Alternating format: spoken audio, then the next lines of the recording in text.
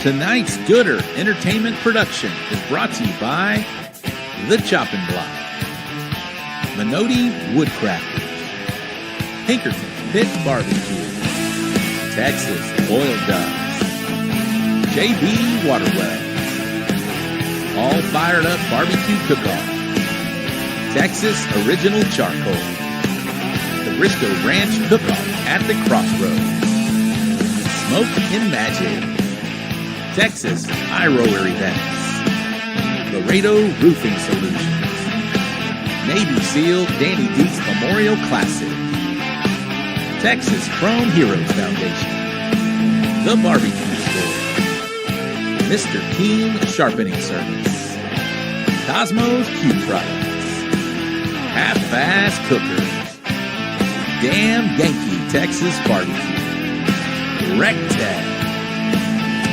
Quattro D Drums, We Branded Promotions, Texas Barbecue Bash, and Bull Printing Wraps and Graphics. Thank you for supporting the So Smokin' Gooder Show.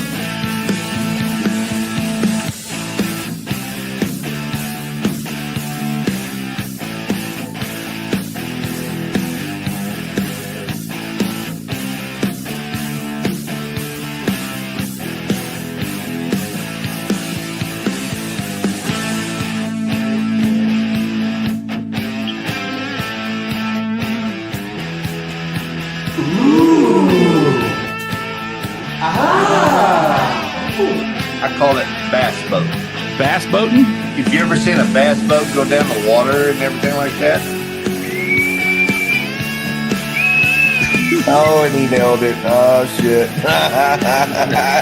Hashtag bass boat.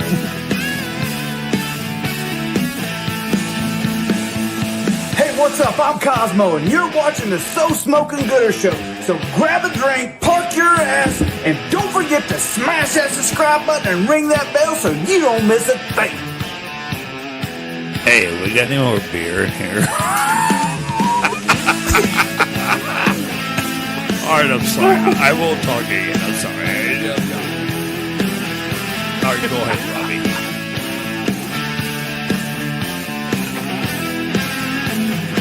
I call it bass boat.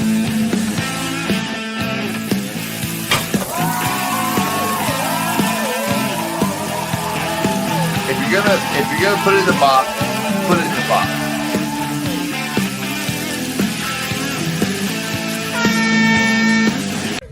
Hi, my name's Reagan Brazier of La Pasadena. You're watching the So Smokin' Gooder Show. Are y'all high? Because I am. Enjoy the show. What's up, guys? It's my pizza burning. Kevin Hernandez. You're watching So Smokin' Gooder Show. My name is James Dodson. And I'm Erica Dodson. And we're Limpbrizkit Barbecue. We just want to say congratulations to the So Smokin' Gooder Show on their 300th episode.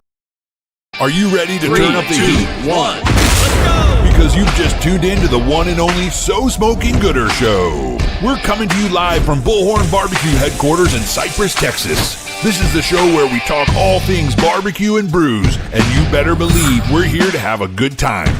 Get ready for the man who knows barbecue like the back of his hand, the guy who can tell you the difference between an IPA and a stout blindfolded, and the life of every party, your barbecue pitmaster and the host with the most, Rob Arocha. Whether you're part of the Gooder Gang or just here for the special guests, barbecue competition updates, or maybe even to rate some boxes, strap in, fire up those smokers, and crack open a cold one, because the So Smokin' Gooder Show starts now. What is up? That's loud, Ty. I love it. What is up at Gooder Gang? Welcome to another Wednesday. It's like old school. No Monday show, no Tuesday show. It's just you and me and producer Ty.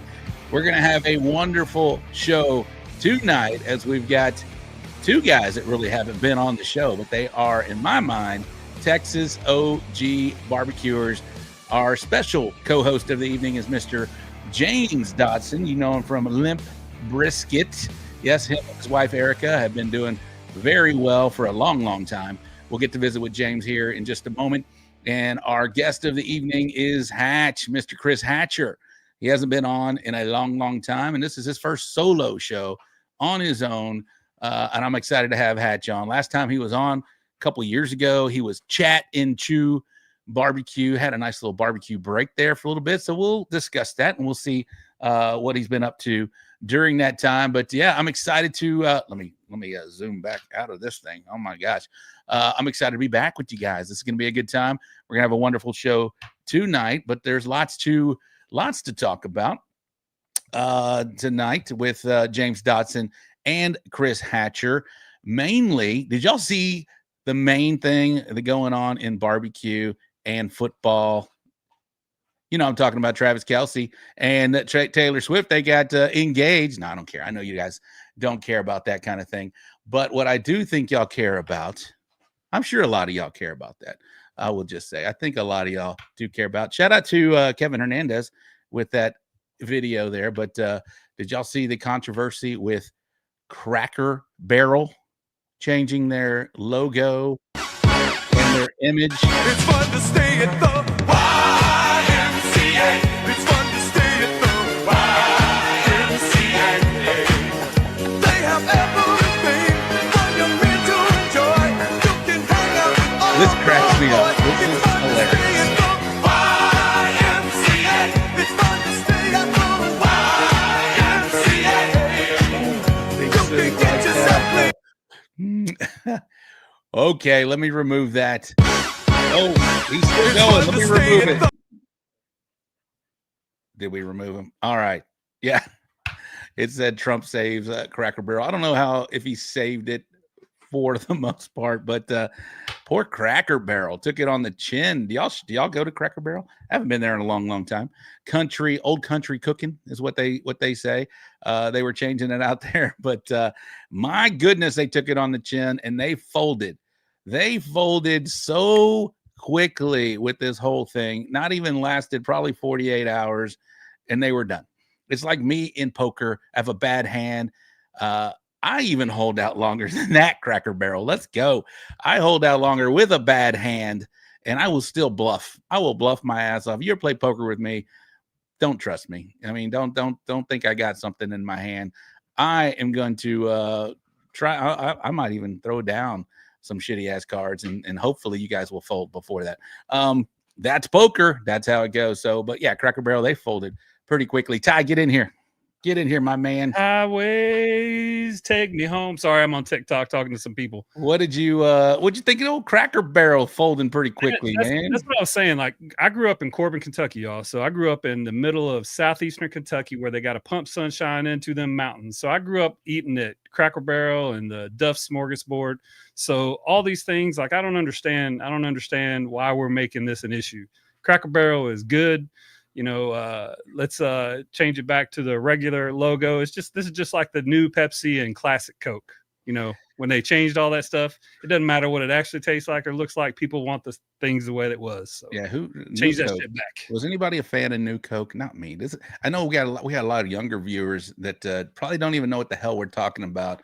Yeah. They went from they introduced New Coke, which was supposed to be the newest thing, and then they called it Coca-Cola Classic, which they still do call it Coca-Cola Classic, but that prior to that it was just Coca-Cola.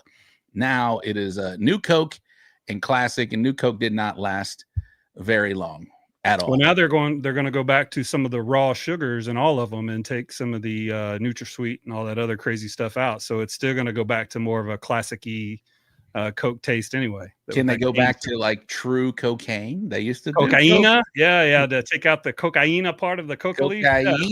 Yeah.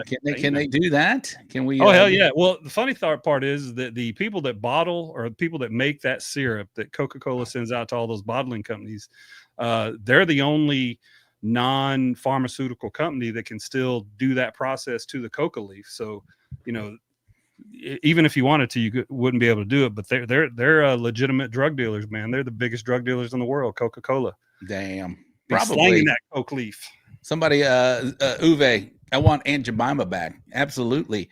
Uncle Ben's Aunt Jemima. They had the old timer. He got revived. He went to heaven. Sorry, haven't played the Uwe thing in a while. He went up to heaven with Aunt Jemima and Uncle Ben's, and he didn't last very long because we pulled him back. We got the defibrillators and we pumped that old man's heart, and he's back. He is back within 48 hours. Cracker Barrel. I don't really go to Cracker Barrel, honestly, but apparently a lot of people do. Apparently it's important to some people. So anyway, enough of Cracker Barrel.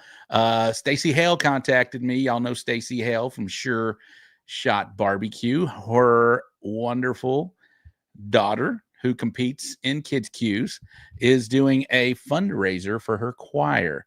And if any of y'all were in Little League back in the day, I know y'all all know about World's Finest Chocolates. Stacy sent me a picture, but I think Ty can find some World Finest chocolates to put up here. It is it's $2 a bar.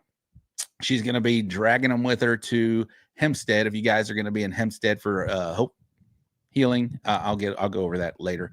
But if you guys want to support Miss Sure Shot Barbecue, and buy some candy bars from her, it's $2 a bar. Or barbecuers, we can do a little better than that. We can get her over the hump. It's $60 a box. $60 a box. She's going to be dragging some boxes down, and it is great chocolate, World's Finest chocolate. Like I said, if you guys were little leaguers back in the day, y'all know all about World's Finest chocolate. There they are right there. So she's going to have some of them there. It's $2 a bar, $60 a box. Make sure you bring some extra cash or Venmo. You can Venmo Stacy, and her Venmo is, and Ty will put this up there in just a second. I will, let me pull that up real quick so you guys can have that information. But again, she's going to be in Hempstead this weekend, and her Venmo is, why is this taking so long? Her Venmo is Stacy-Hale-21. Stacy-Hale. Stacy is STACY-HALE-21. There we go. Cracker Barrel Barbecue is in the house. What is that all about? Yeah, there it is. That is spelled wrong. I'm sorry, Ty. Stacy, STACY Hale-21. Let's get it right so we pay the right person. But she'll, if you guys buy a box or how many bars you would like, Stacy will take them with her to Hempstead. So yeah, big contest this weekend in Hempstead. Yeah. All right. So I think I've covered what I wanted to cover. We got the Stacy Hale. Aaron Leslie is in Rec Tech at Rec Tech Academy in Evans, Georgia, and he sent me a video, and I'll play that a little later, but I'm excited about it. I wanted to get it on prior, but didn't have time for that. Erica says, bring boxes. Yeah, you know, the barbecue. We support our little barbecue kids cuers.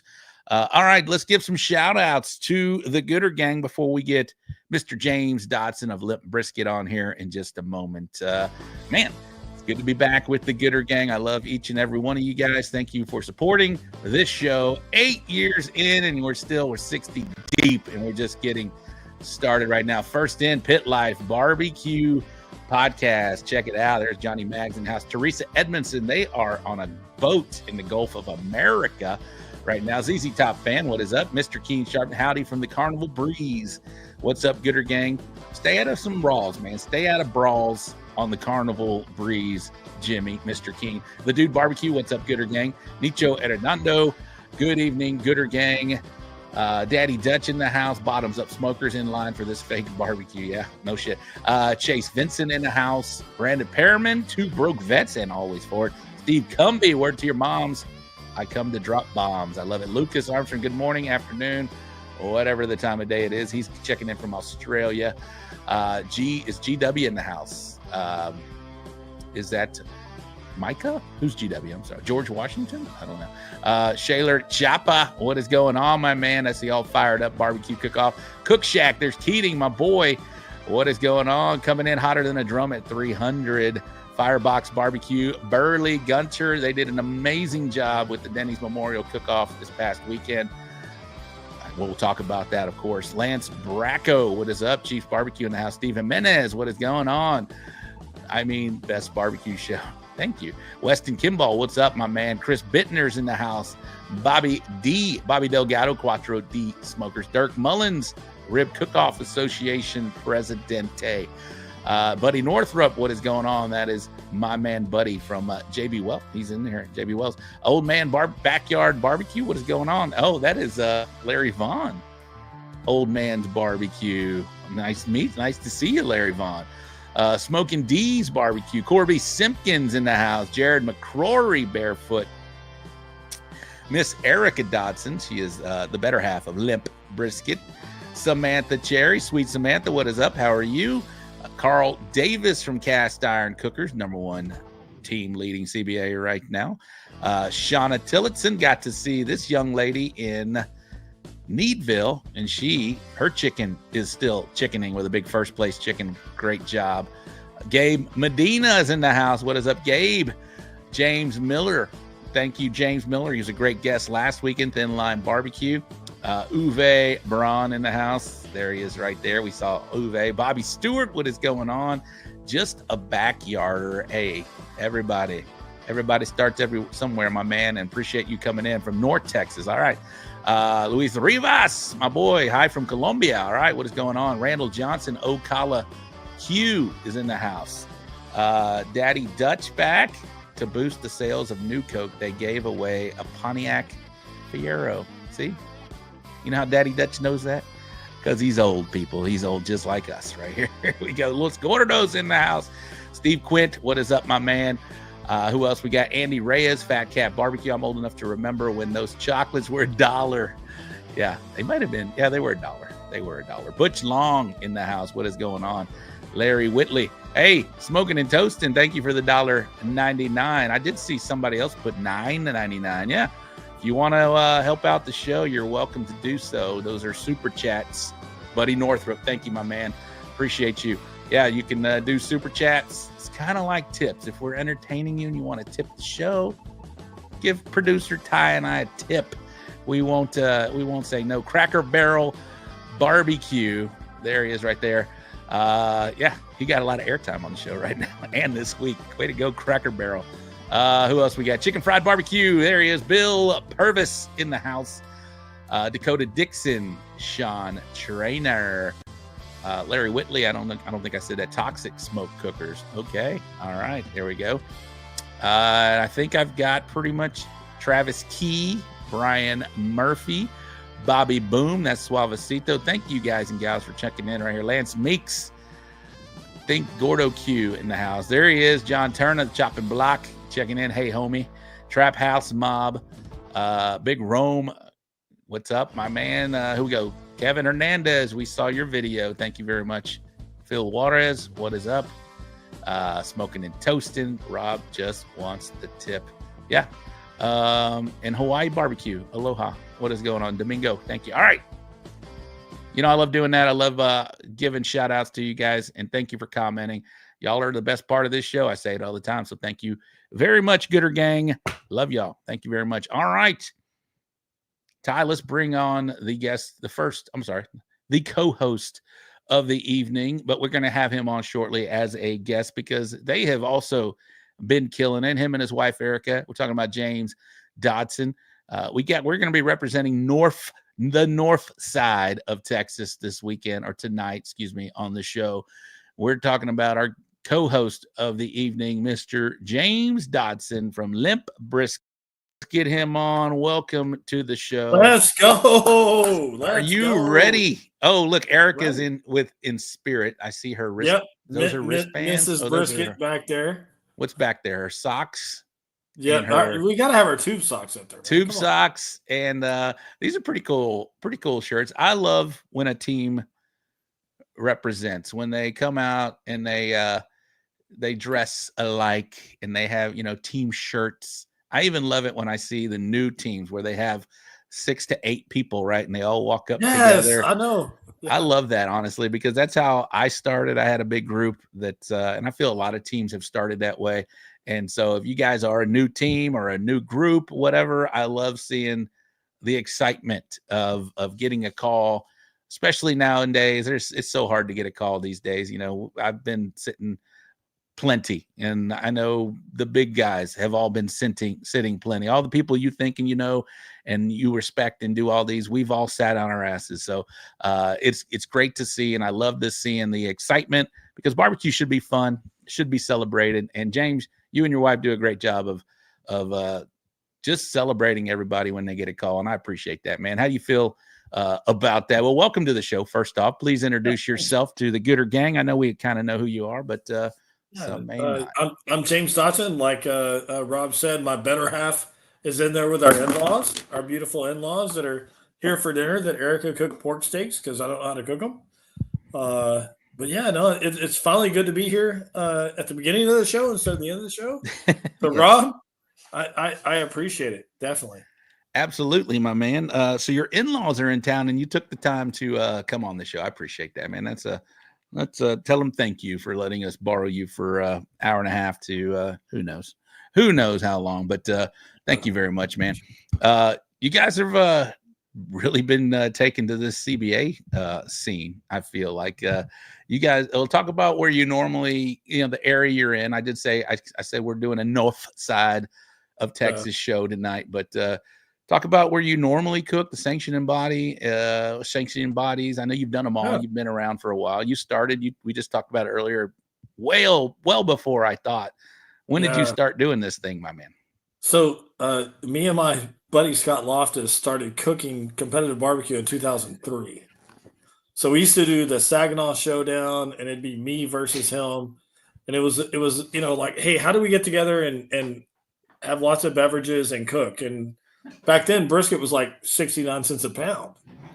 And so we would cook, we'd go to competitions, Cops for Kids in Fort Worth, which they just announced today that it's back. So we're super excited about that.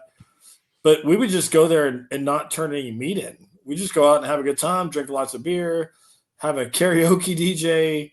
And, but I started really trying to win a little bit in like 2016, 17.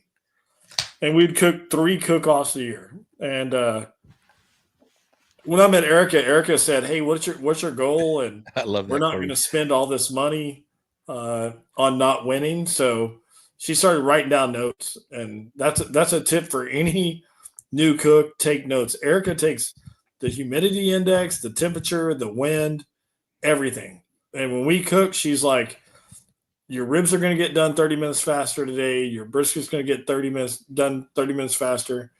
And like literally, I mean, again, we've enjoyed it. It's fun. But walking's a little bit more fun than sitting there, right? 100%. 100%.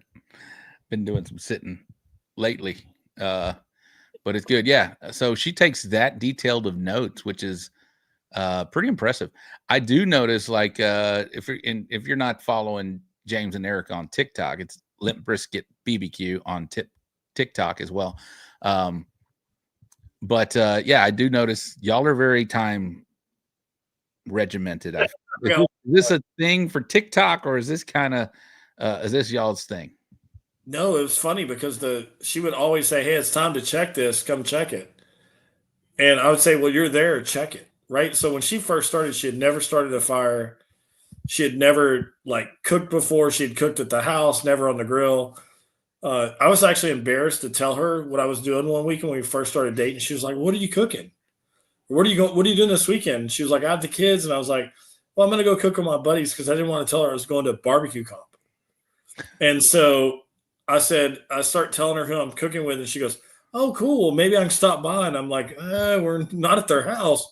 And so I finally told her, I was like, I'm going to a barbecue comp. So she did what most people do. Is that a thing? I said, yeah. She asked me what I cooked. I told her brisket, ribs, chicken, and beans. And she said, well, I have a bean recipe. And she gave me the bean recipe. My first trophy is the bean recipe that Erica gave me. Oh, shit, really? Yeah, I was like, I'm marrying her. Like, I got a trophy. And so literally after that, it was pretty much, and she would take notes. She takes notes, wind direction, where we're at. I mean, every competition looks like a report that the president gets, right? First thing in the morning of any natural disasters or anything going on. She'll talk about the humidity index, temperature, wind, and literally she can point out that my ribs will be done 30 minutes earlier because of humidity, which is crazy to me. That's awesome. And you mentioned ribs. We're definitely we're gonna have a rib, not so much a round table, just a little discussion, because I do want to do some round tables coming up down the line. That's one of the things we're going to be doing here on the show, is getting some people that are doing well, specializing in a certain category, and we're going to have a round tables. But tonight we're going to talk ribs with, in generalization type thing, which will still help a lot of people, because we're going to be throwing out some good nuggets. I talked to Hatch and Dodson just a little while ago. But real quick, before we get our guest on, and I do want to get more involved with you whenever I get you and Erica back on together.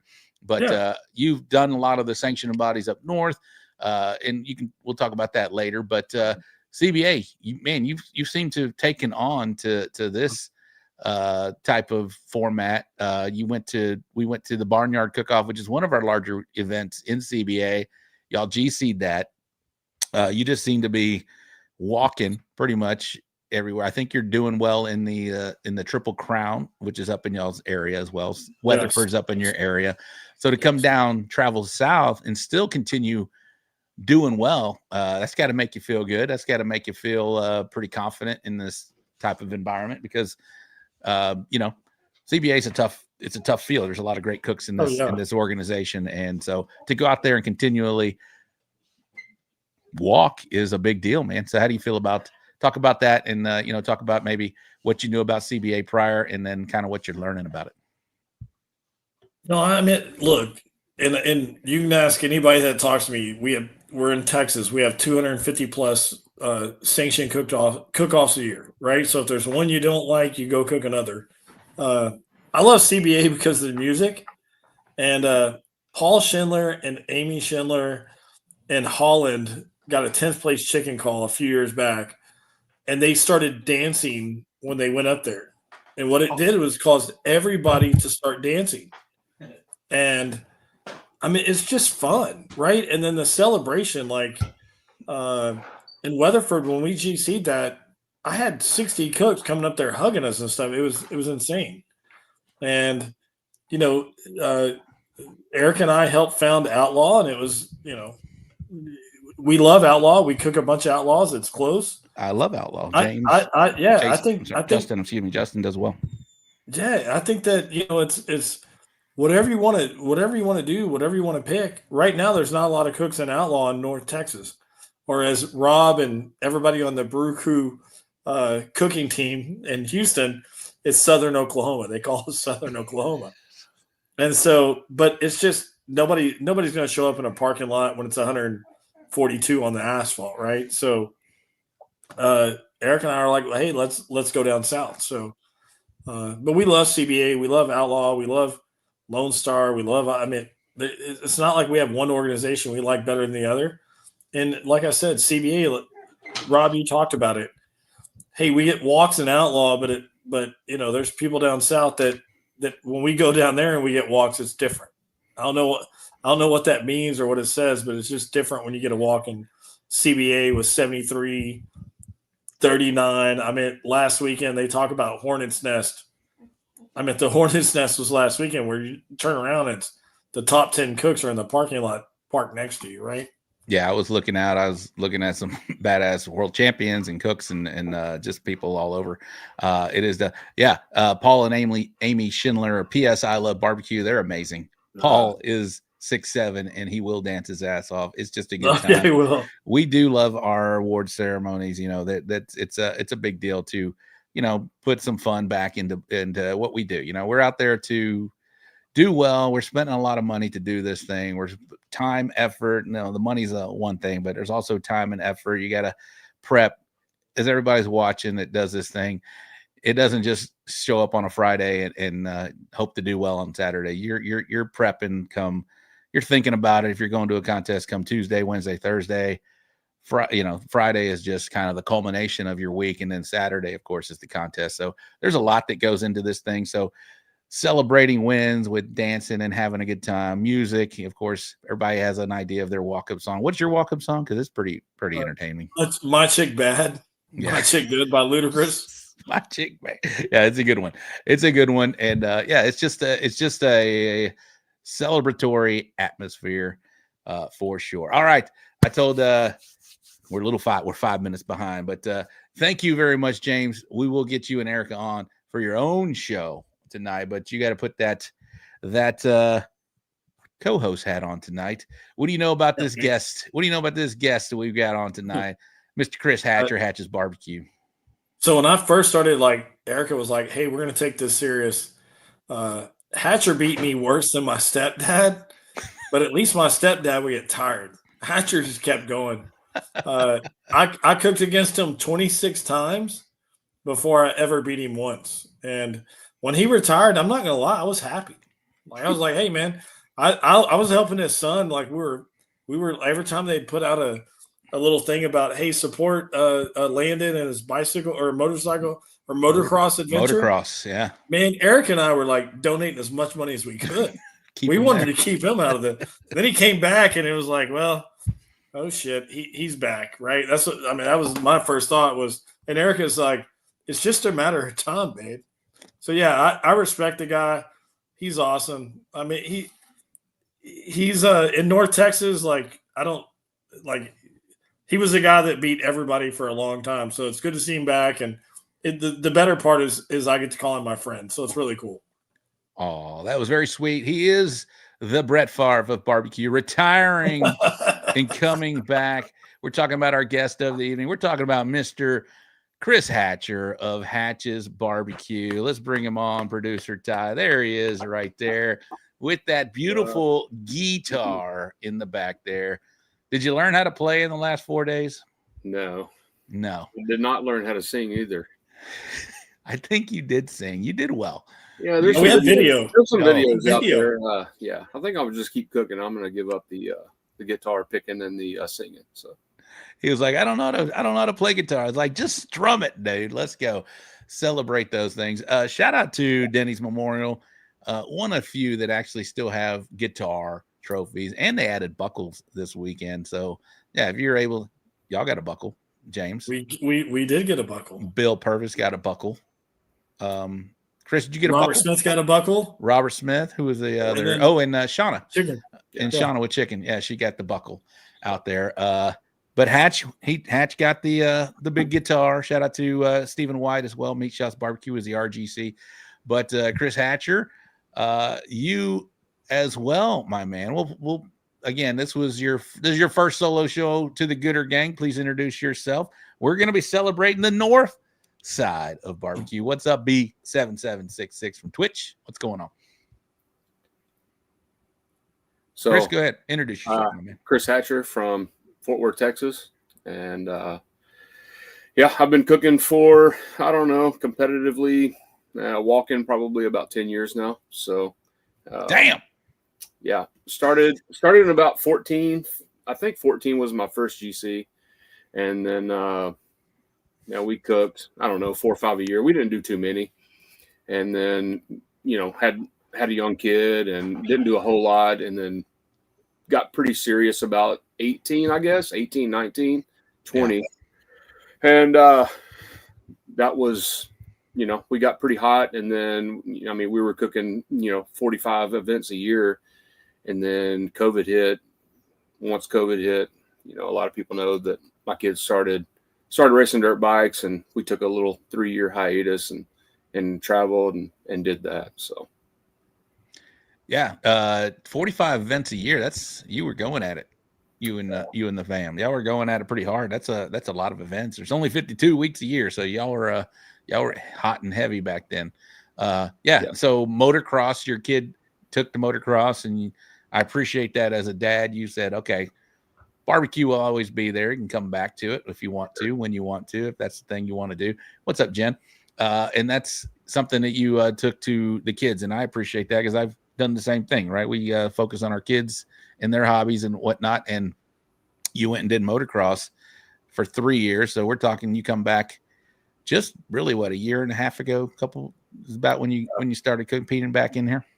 Yeah, 23. Houston 23 was my first year back. I cooked Houston in 23. We won ribs in Houston in 23. And then I don't know, we did Norfside, baby. 5 or 6 maybe in 23 after that. Kind of got the bug again, just didn't cook a whole lot. And then 24 we started hitting it pretty hard again. Hey Rob, I just want to he came back 2 years, 6 months, 3 days, and 4 hours ago. Yeah. What was the humidity when he came back that first contest back? I got to ask Erica on that one. But it was humid. It was humid. It was humid. Justin West in the house. What's up, Justin? He is the president of Outlaw Barbecue Association. What's going on, my man? And a hell of a rib cook, which again, we'll be talking some ribs here in just a moment. So you took a little break. Did you? I'm sure you had your eye on what was going on in barbecue while you were doing the motocross. And were you missing it? Was it something you were just like okay with at the time? What was going on there? I still kept up with everybody. I still kept up, who was doing what and what was kind of going on. But man, we started racing a lot. We started traveling. My whole family, they lived in Oklahoma at a racetrack. So, we were all in, just like we are in barbecue, every week, every weekend. So, man, it was a lot, but we took it on, and I still kept up with, barbecue and all that. But man, we come back and I'm like, man, everybody's cooking on drums, man. I kind of sold all my stuff, all my offsets and everything. And I was like, man, we had a motor home, like, let's go cook, try drums a little bit. Man, I could not cook on drums. Still can't cook on drums. And I gave it a whirl. Man, I think it was about 3 or 4 contests, and I was like, no, can't do this no more. So I reached out on Facebook on the Jambo page, was looking for a baby J, just something small. I didn't want to get, big J3 or anything. I didn't know how much I was going to do. So, man, Jamie reached out to me, and he was like, hey, call me. So I called him. He's like, hey, I'll build you this. I'm like, We kind of talked and thought about it a little bit. I didn't know if I wanted to spend that much, if I wanted, I just didn't know, right? Like, we're still kind of racing and stuff. And sure enough, he built that white Jambo that everybody sees. And that was kind of the end of it. So.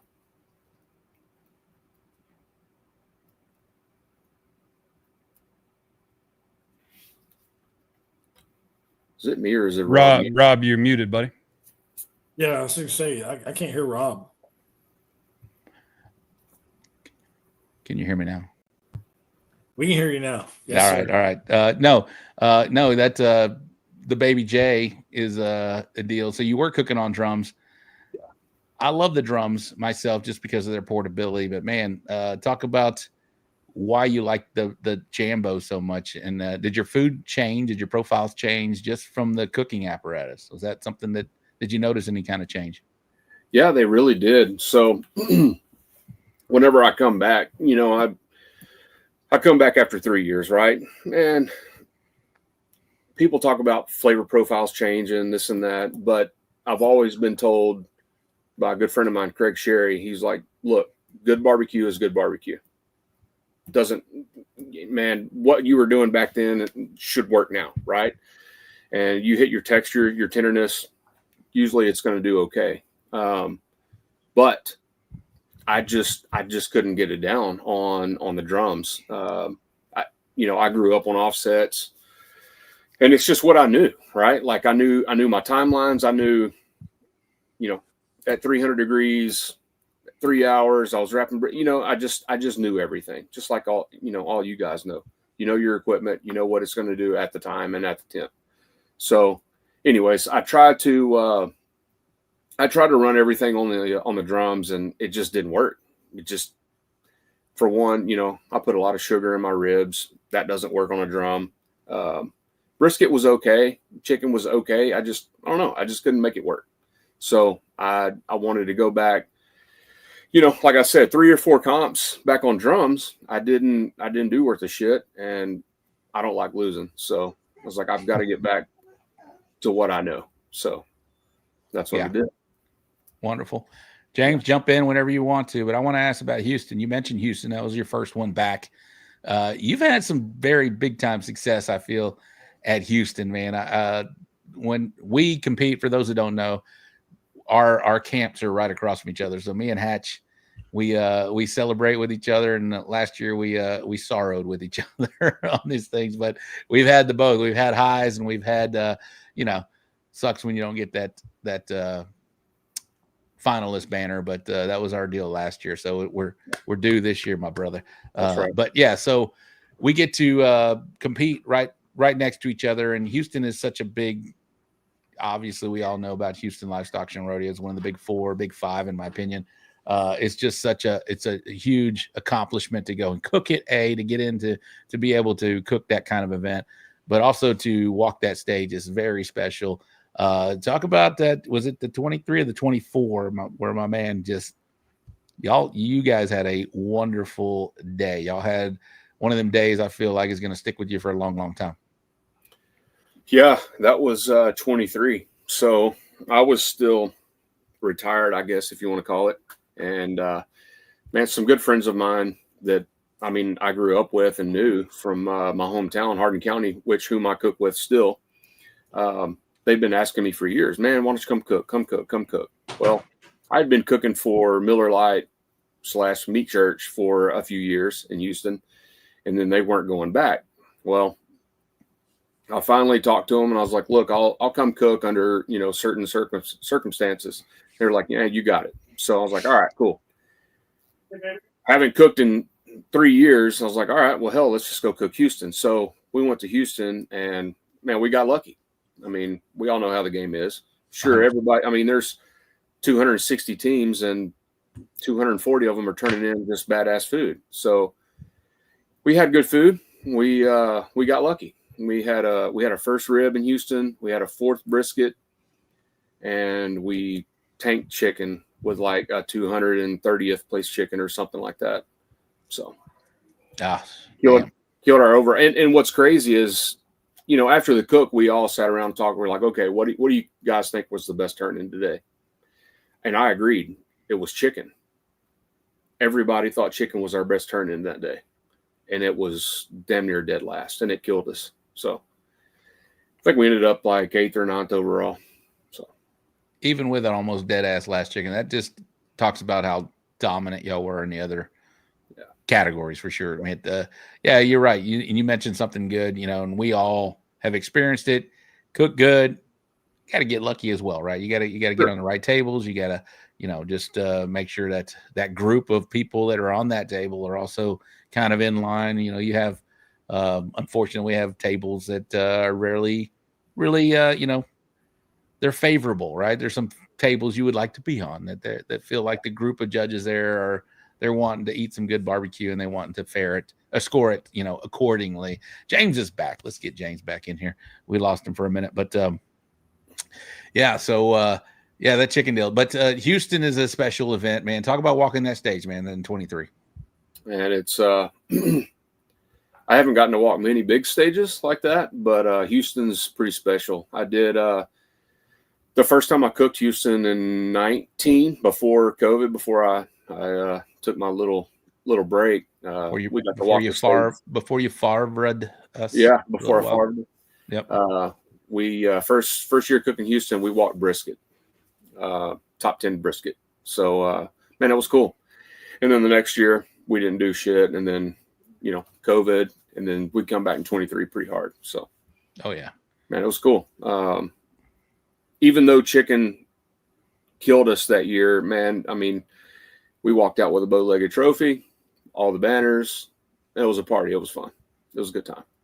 It's a good time. James, you've had success in Houston. It's so fun, man. It's just, it's like none other. And I say it, I know I live in Houston, but, I love San Antonio. That's a great walk. Houston's the Royals an amazing walk as well. I've never been to the Jack yet, so I haven't yet to experience that yet. But the other Memphis in May, I was able to be a part of a team that got to walk. They're a lot of fun. Obviously, those big ones are huge, and they're just more magnified, and they're more special, I feel. But Houston is going on that stage. I've heard me talk about it before, but going on that stage, seeing the Astrodome in the background, seeing NRG, seeing the Ferris wheel in that sea of people, It is different, man. That is such a cool deal. And to go and they bring you backstage and you're sitting there waiting, and you're celebrating with everybody that's about to go on stage. It is a unique experience. I hope everybody listening gets a chance to walk that stage and compete at Houston but get a chance to walk that stage if you do. It is definitely it's one of the top moments in barbecue for me. Well, James? and just the way, like, the way they come with the banners, right? I mean, they come down your aisle and you hear cheers, and then people realize they're not coming for them. It's like a radio. You're like, you hear, and then somebody turns it down, and then they come to your tent, and you're like, you don't know how to act. And the year that Hatcher in 2023, we had 2 calls, he had 2 calls, and Dwayne Turbo had 2 calls. So when they came to our tent, the people that are bringing the banners are like, y'all probably won this thing, right? Because nobody gets 2 calls. Walk up there, and sure enough, Hatcher had 2. Dwayne Turbo had 2. It was like, okay, well, it's not any fun anymore, right? Like, I got your question, B. We'll answer that here in a little bit. If you guys do have a question for our co-host James Dodson and our guest of the evening, Mr. Chris Hatch's Barbecue, put them in the comments. Ty will star them and we'll ask them here appropriately. But yeah, no, you're right. If they do walk past you with the finalist thing, and it's a gut punch. You're like, because it's come what, 5 o'clock, Hatch? We're sitting in front of our camps. Oh yeah, we're sitting in front of our camps, and have you seen anything? Have you heard anything? Yeah, exactly. Are they out yet? It's nerve-wracking as shit. It is so nerve-wracking, but it's fun, man, and it's part of the experience, and then when they do come to you, and Hatch and I got to experience it like back to back. He got his banner, and then they came around and they were pointing at us, and we got our banner too. So it is a unique experience, and like I said, I hope everybody cooking gets that chance to walk. I look at Chicken Fried's in the house. He calls you Hollywood Hatch. Chicken Fried. Hatch. There it is right there. Looking his profile picture right there. That's his first place chicken champion chicken. So he knows a thing about walking that stage for sure. James Miller said Houston walk is badass, but so is San Antonio. James has walked both. He knows. San Antonio is a special one as well. Justin West, put gloves on and start serving food. You can't forget. Oh, yeah, y'all got to serve, I guess, right after that. Oh, yeah, we do. I don't think we did that. Shout out to Sure Shot this past year. They were the grand champions of Houston. Stacy and Josh Hale, and, of course, Reagan was part of that crew. So it is a deal. I didn't know we were going to get so much into Houston, but it's just we've all experienced it, and I hope everybody gets to experience that. I did mention – Go ahead, bro. I do have to say one thing. The coolest thing is when you came to our tent last year, and we didn't get a banner, and we had banners for like the last 4 years, and you asked me, you go, "What do y'all do when y'all win?" Because we were partying, and we did not. Bro, they were partying their asses off, sweating. Yeah. I mean, they were sweating profusely, and it's not like super hot, and it's February. And it's still kind of cool outside. But, yeah, they were all sweating their asses off, having a good old time.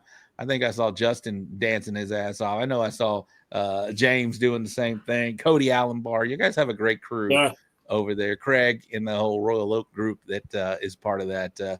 Y'all have a wonderful time out there. Was he there? I think so. Maybe. I don't know. But, y'all still partied your ass off. And that's the whole thing, man. I feel like you got to flush it right away in any contest, right? Any contest, we talked about that. Celebrate your friends. Hopefully you do well. Get some walks out there. But if you don't, the next weekend is going to be your weekend. Just continue out there and celebrate. I think everybody does a pretty good job of doing that. Just celebrate, man. Celebrate your friends, because it is what comes around, goes around, right? So it's 100%. How you feel about that, Hatch? Go ahead. Yeah, I mean, last year was super fun. I mean, we were kind of down in the dumps for a little bit. We didn't get banners, and it sucks. And then once we heard Sure Shot won and Reagan, we said we're going. Yep. Yeah, it was on after that. We hauled ass down there and got in their tent and partied, and man, it was a good time. it's always cool. I mean, sure, we all want to win, but it's always fun to party and support your buddies that win too. 100%. Hatch was part of this, but we have Hatch is the beneficiary of our party over at Half Fast Cookers. Tuna and our group, they do an amazing job. They have some amazing performers, and Hatch has the best view of the house. Honestly, he's elevated and he can see right into the stage and hear it just as well as we can. But we were able to bring Josh and Stacy and Reagan and Tim Shear from Blues Hog onto the stage in our camp and give them a proper celebration in front of all that. So it was a good time, man. Always a good time. We did mention that let's talk real quick. There's a lot of people watching right now. Let's talk about CBA approaches, right? And the only reason I say CBA is because CBA has some options in chicken. I know we're going to talk ribs as well, but I do want to get y'all's opinion on chicken, that category. You're able to turn in thighs, wings, chunks, slices, just anything but shredded or pulled. Obviously, you can still turn in a half chicken. What are you having success with right now, James? Erica, what are y'all doing right now? No, Erica, it's half chicken. We tried doing everything else. Like we did the wings with the chicken, and we got hammered on appearance. We turned in half chicken last week and got 5th. Nice. So we're rolling, and we did half chicken in Weatherford too, and we got 11th. So we're rolling half chicken and CBA until it stops hitting, right? Half chicken only, right? That's what you're rolling with right now? Exactly. Exactly. Well, Hatch, how about you, man? You've been doing your chicken's kind of doing a little bit of this, right? Yeah. Honestly, man, when I first started cooking CBA last year, I was cooking thighs.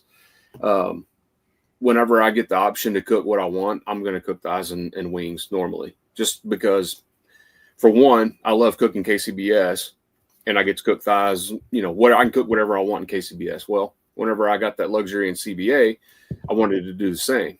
I just think it's a bigger challenge, right? Like, most of us came from IBCA, the half chicken, Lone Star, Still Outlaw, which, look, I'm not knocking any of those. I still cook half chicken, and I cooked half chicken last weekend and walked 10th. But 90% of the time, man, I'm going to cook thighs and wings, and we've had a lot of success cooking those in CBA. What was that? Weatherford, the Barnyard, is that right? Yep, Barnyard. Yeah, I cooked my thigh and wing box last year or this year and had a 4th or 5th, something like that. But man, all of a sudden, I mean, they've done well, and they fell off. So I was like, okay, well, everybody's cooking halves. Let's cook something that everybody, just kind of fit in, which I don't really like doing. I like doing my own thing. And started cooking halves in Parker County and got hammered. So I was like, okay, well, let's go El Campo. I'm going to cook my thigh and wing box. And I got told by multiple people, don't do that because they don't like pieces in El Campo. And sure enough, we got hammered. I mean, we were like 53rd in chicken.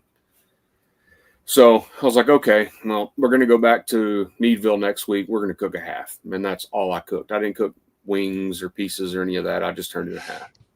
So we weren't far from El Campo being in Meadville as well. That's not far at all away from each other. But where do those rumors come? Where do those things come from? They don't like halves or they don't like pieces here. I don't know where that comes from. I don't either. But I guess it stayed true last week or a couple weeks ago in El Campo. I heard, I wasn't able to be there, but I did hear people that turned in pieces or wings or other than halves didn't do so well. They kind of got hammered. Robert Smith, I love my boy, and he posted it, so I'm not like sharing anything private, but he posted his beautiful box. It looked gorgeous, his thighs and wing box, and I think he was like 70. Oh, I know because 77th. Yeah, he corrected me. I gave him 76. I was like, you can't hit 76 here because we only had like 40 teams last weekend. He goes, it was 77th. I was like, okay, I'm sorry. I gave you a little more credit, my bro. But yeah, it's I don't know where those things come from where they say, well, they don't like halves or they don't like pieces here, but whoever started that, I guess it stood true because, I feel like the halves did well. And I do feel like halves are still king in Texas right now. I know we got a KCBS coming up. Jen's in the comments with the Danny Dietz Memorial Classic. Can't turn in a half there, so we do have to start looking ahead and kind of figuring out what we're going to do there. But, so, James, you did a half. Erica said half only. Hatch, I know you did a half this weekend, half only. I did halves and wings, and my chicken has kind of started. Well, I haven't really. It's only my second or third contest, but since it was hot chicken, my chicken was hot. But I'm still standing with a half right now. I still like half, and I hope they're going for that. I'm doing half and wings, but I may just go straight half next time I cook. I may just go straight half on that because I don't know. And I only turn in the wings for fluff. I feel like it's something that if they go for it, fine, because I'm confident in what I turned in, and I'm not going to turn it in if I'm not. But if they go for them, I'm okay with it. But I'm really hoping that they go for the chicken half to begin with. So maybe I just don't give them that option and go half and see what we do here. Look, Shauna did half and wings. Okay, well, she's on the chicken roll. Her chicken is whatever chickening I had is transferred over to her. She's doing very well right now. I think that's her first place in a row for her. Good job, Shauna. But yeah, it's something that it's always a debate. Hey, what are we turning in? We doing halves? We doing pieces? We doing straight wings? Stuff like that. What are y'all gonna do for KCB? Are y'all going to the Danny Dietz Memorial Classic coming up in September? Coming up in about 3 weeks, 2 weeks. It's coming up quick, by the way. I'm a maybe. If I do, I'll do thighs. Yeah. That's and we're a maybe too. But if we do, we're going to do wings, straight wing box, straight wing box, and do it like the star on top of the Christmas tree where you put them around each other. Yeah, I did that last year at the Royal. I hit 27th, I think, in the Invitational, and the Open. I think I was 63rd. I did straight wings. I don't like fucking doing thighs. Yeah, me too. Did you pull the bone out for KCBS? I did for KCBS. I don't do it for CBA. Okay. And it's just because it's an extra step, and I try to stay. Y'all know me. I'm not getting up till 7:30 to begin with, so I try to keep it as streamlined as I can and to a deal. But I don't know. What do you guys think? Is the bone pull a big deal in wings? Are y'all pulling the bone, that little bone in wings? CBA, I do. CBA, you do. Okay. KCBS, I don't. We cooked wings last year. So Royal Oak Invitational, they give you an option. You can do either legs, thighs, or wings. You can't do all of them, right? Because they supply everything. So we did wings last year, and we were kind of talking to some of the KCBS reps, and they didn't give us any information, just kind of read between the lines, right? And I was like, okay, let's leave the bones. And we kind of talked about it. Bittner went out there with me, and we were talking about it. It's like, man, let's leave the bone in those just to kind of hold a little bit of heat, right? Like, yeah, sure, they're going to judge them pretty quick, but man, anything we can do to keep that wing hot, we're going to do that.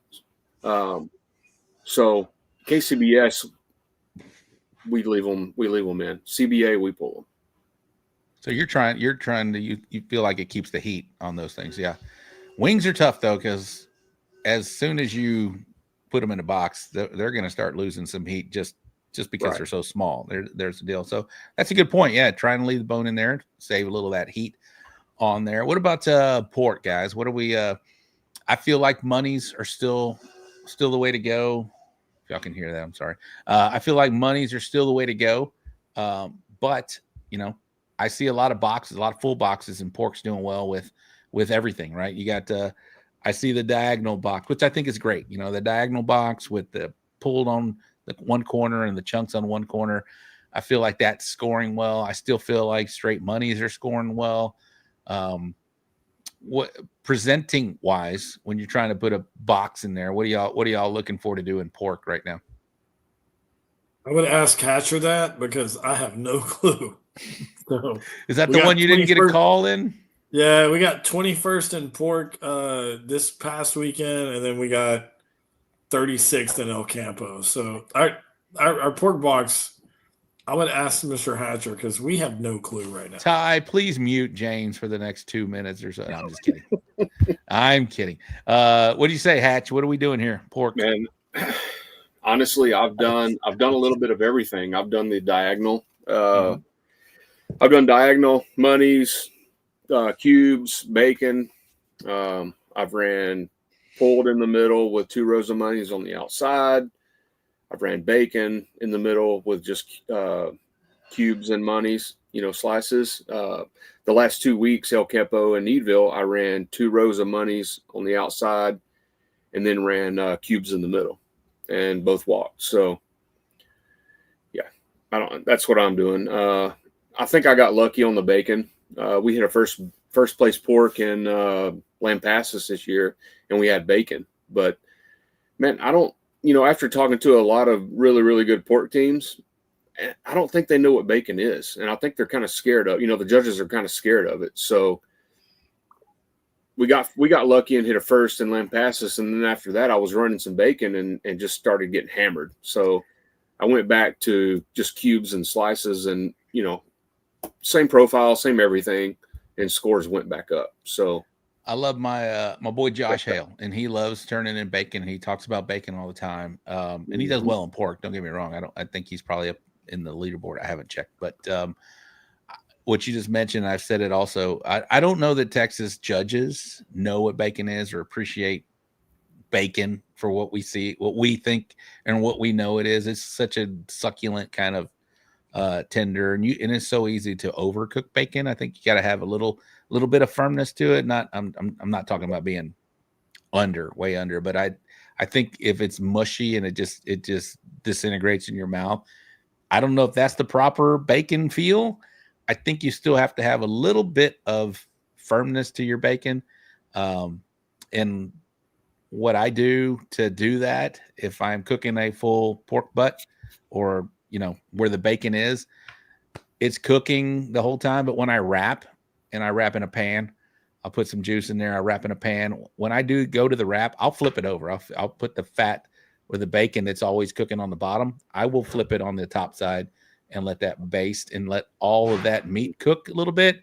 So I'm not overcooking the bacon. So I can still have a little bit of texture. But again, because I don't feel like the Texas judges are like appreciating the bacon type of thing, I'm probably it's mixed in with pulled, and it may be on the top, but it's mixed in with pulled. It's not a straight bacon piece. Like, a lot of KCBS cooks cook, for money or 4 pork butts, right? And they can have a nice chunk of bacon from those 4 butts, and it's in the middle, and it's beautiful, and it probably tastes great, and it's awesome.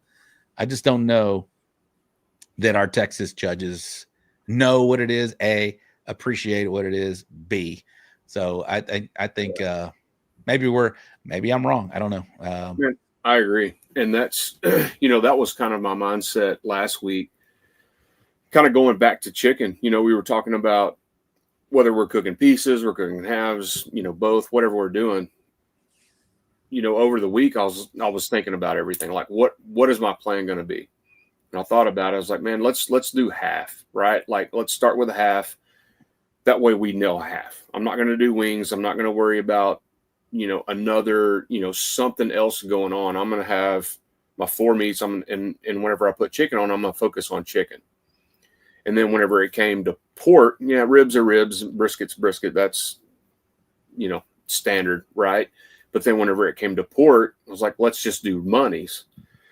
And I got called ballsy for just running that. But I feel like going into the cook, like I had a game plan, right? Like, I'm going to only cook my halves and I'm going to focus on it. I'm going to nail them.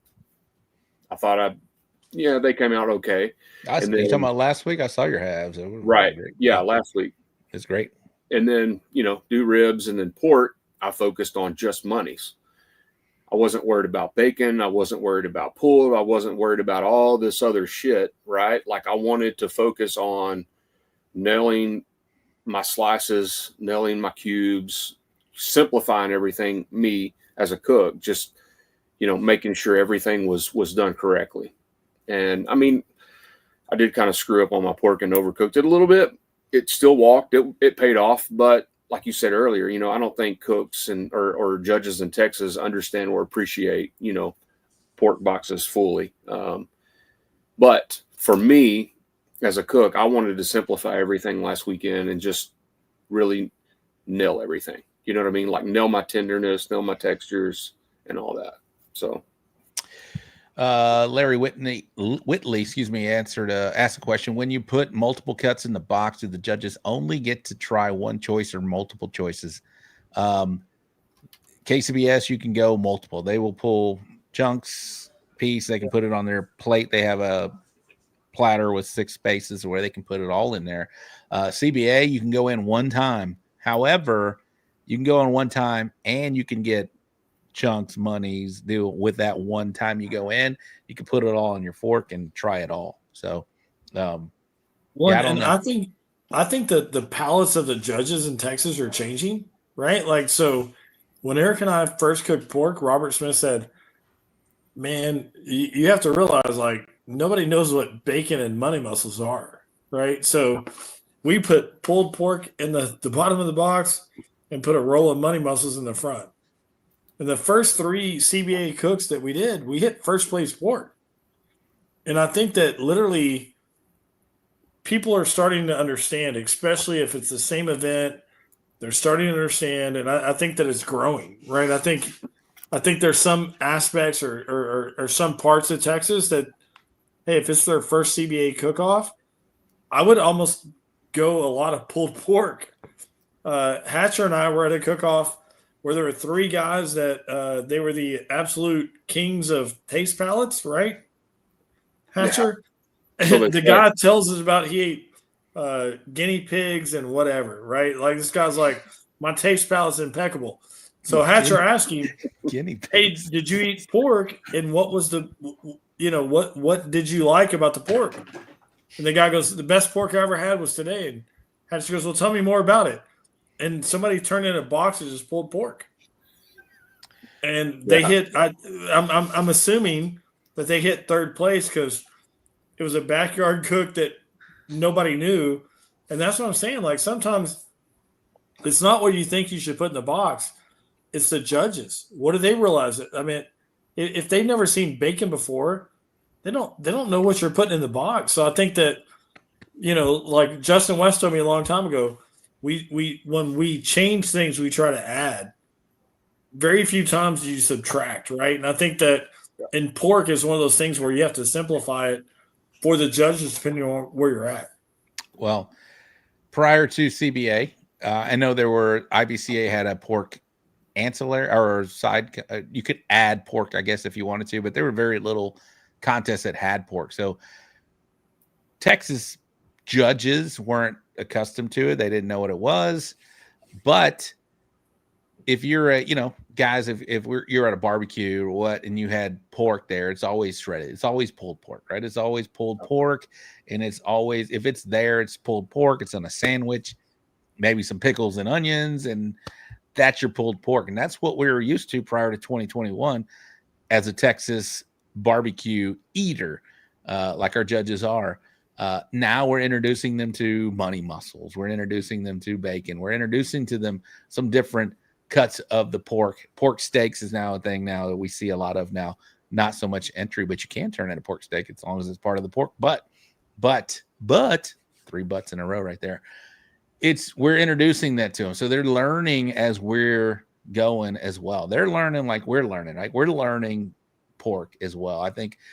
And I think all these cooks out there are really taken to it. And that's why I think the pork category is so different as far as who's doing well, who's doing what, who's doing all these other things, because we're all learning together. I know we're 4 years in now, and I still feel like pork is still that category where, a lot of people have zeroed in. They've got a profile. Old fashioned pork steak, Aaron Leslie in the house. What's up, bitches? Is something that will still do well. But I think for Texas judges, I always try to put some pulled pork in my box just because I want them to be, okay, I know what that is. When they see some monies in there, I still want them to see a little bit of pork. in there, and we've done okay in pork. You know, we've won it 2 years in a row, but early on, before people really started learning about it, and so it's still a category that is fluctuating as far as who's on top, who's not, and so it's just something I still feel like people are still learning this thing. Us as cooks and the eaters as judges, I still feel like we're all learning this thing together. Smoking and Toasting, Cesar, he made a great comment. Where is it at? Right there. Smoking and Toasting, Texas, kicking butt at the Royal. So as we're still learning, you know, shout out to Ram Benitez, Ramirez. I'm sorry, Ram won pork in 2 years ago. Fred Robles won it this past year. So amazing. So I think we're on to something. We're figuring it all out together, and we're going up there and doing well at the Royal, which pork is their thing, right? And so I always say we go to the Royal and we're competing in a different sandbox, but Texas has always done well there, I feel, in the last few years. So anyway, I don't know if I'm rambling or not, but I hope I'm making sense. You know, kind of to touch on the pork thing, that's what makes it fun, right? In CBA, Texas, you know, that's the only time we get to cook pork in Texas is now a CBA. That's what makes it fun, right? Like as a cook, I get to be, you know, I get to cook whatever I want. If I want to cook bacon, pulled pork, medallions, I get to do whatever I want, right? I get to try stuff. I get to be creative. As a cook, that's what I enjoy. And that's why I like cooking thighs and wings and, you know, pieces and stuff like that. Whenever I started cooking CBA, I wanted to cook thighs just because I wanted to be different. I wanted to challenge myself as a cook. Everybody cooks halves. Like we've been cooking halves our whole career. Not ever, you know, every time I know personally, every time I post that I'm cooking or I'm trimming thighs, everybody's like, "Oh, you're fucking crazy." Man, I enjoy it. As a cook, I enjoy that, you know, like I want to be challenged. And I think that's the same thing with pork. We're being challenged. There's multiple ways to get to the finish line. And I know each week something different probably wins, you know, different layout, different muscles, different whatever it may be. That's what's cool about it. I enjoy that about it. Well, and I think also CBA is like brisket, right? You can turn in burn ends. You can turn in whatever you want in chicken. You can be creative in CBA. It's not like 6 slices, 7 slices, 8 slices. You put it in a box. And I mean, honestly, that's CBA is cool because you like Carl Davis in Weatherford when he goes, "Hey man, I got this really small chicken. I'm going to put it all in the box." Right.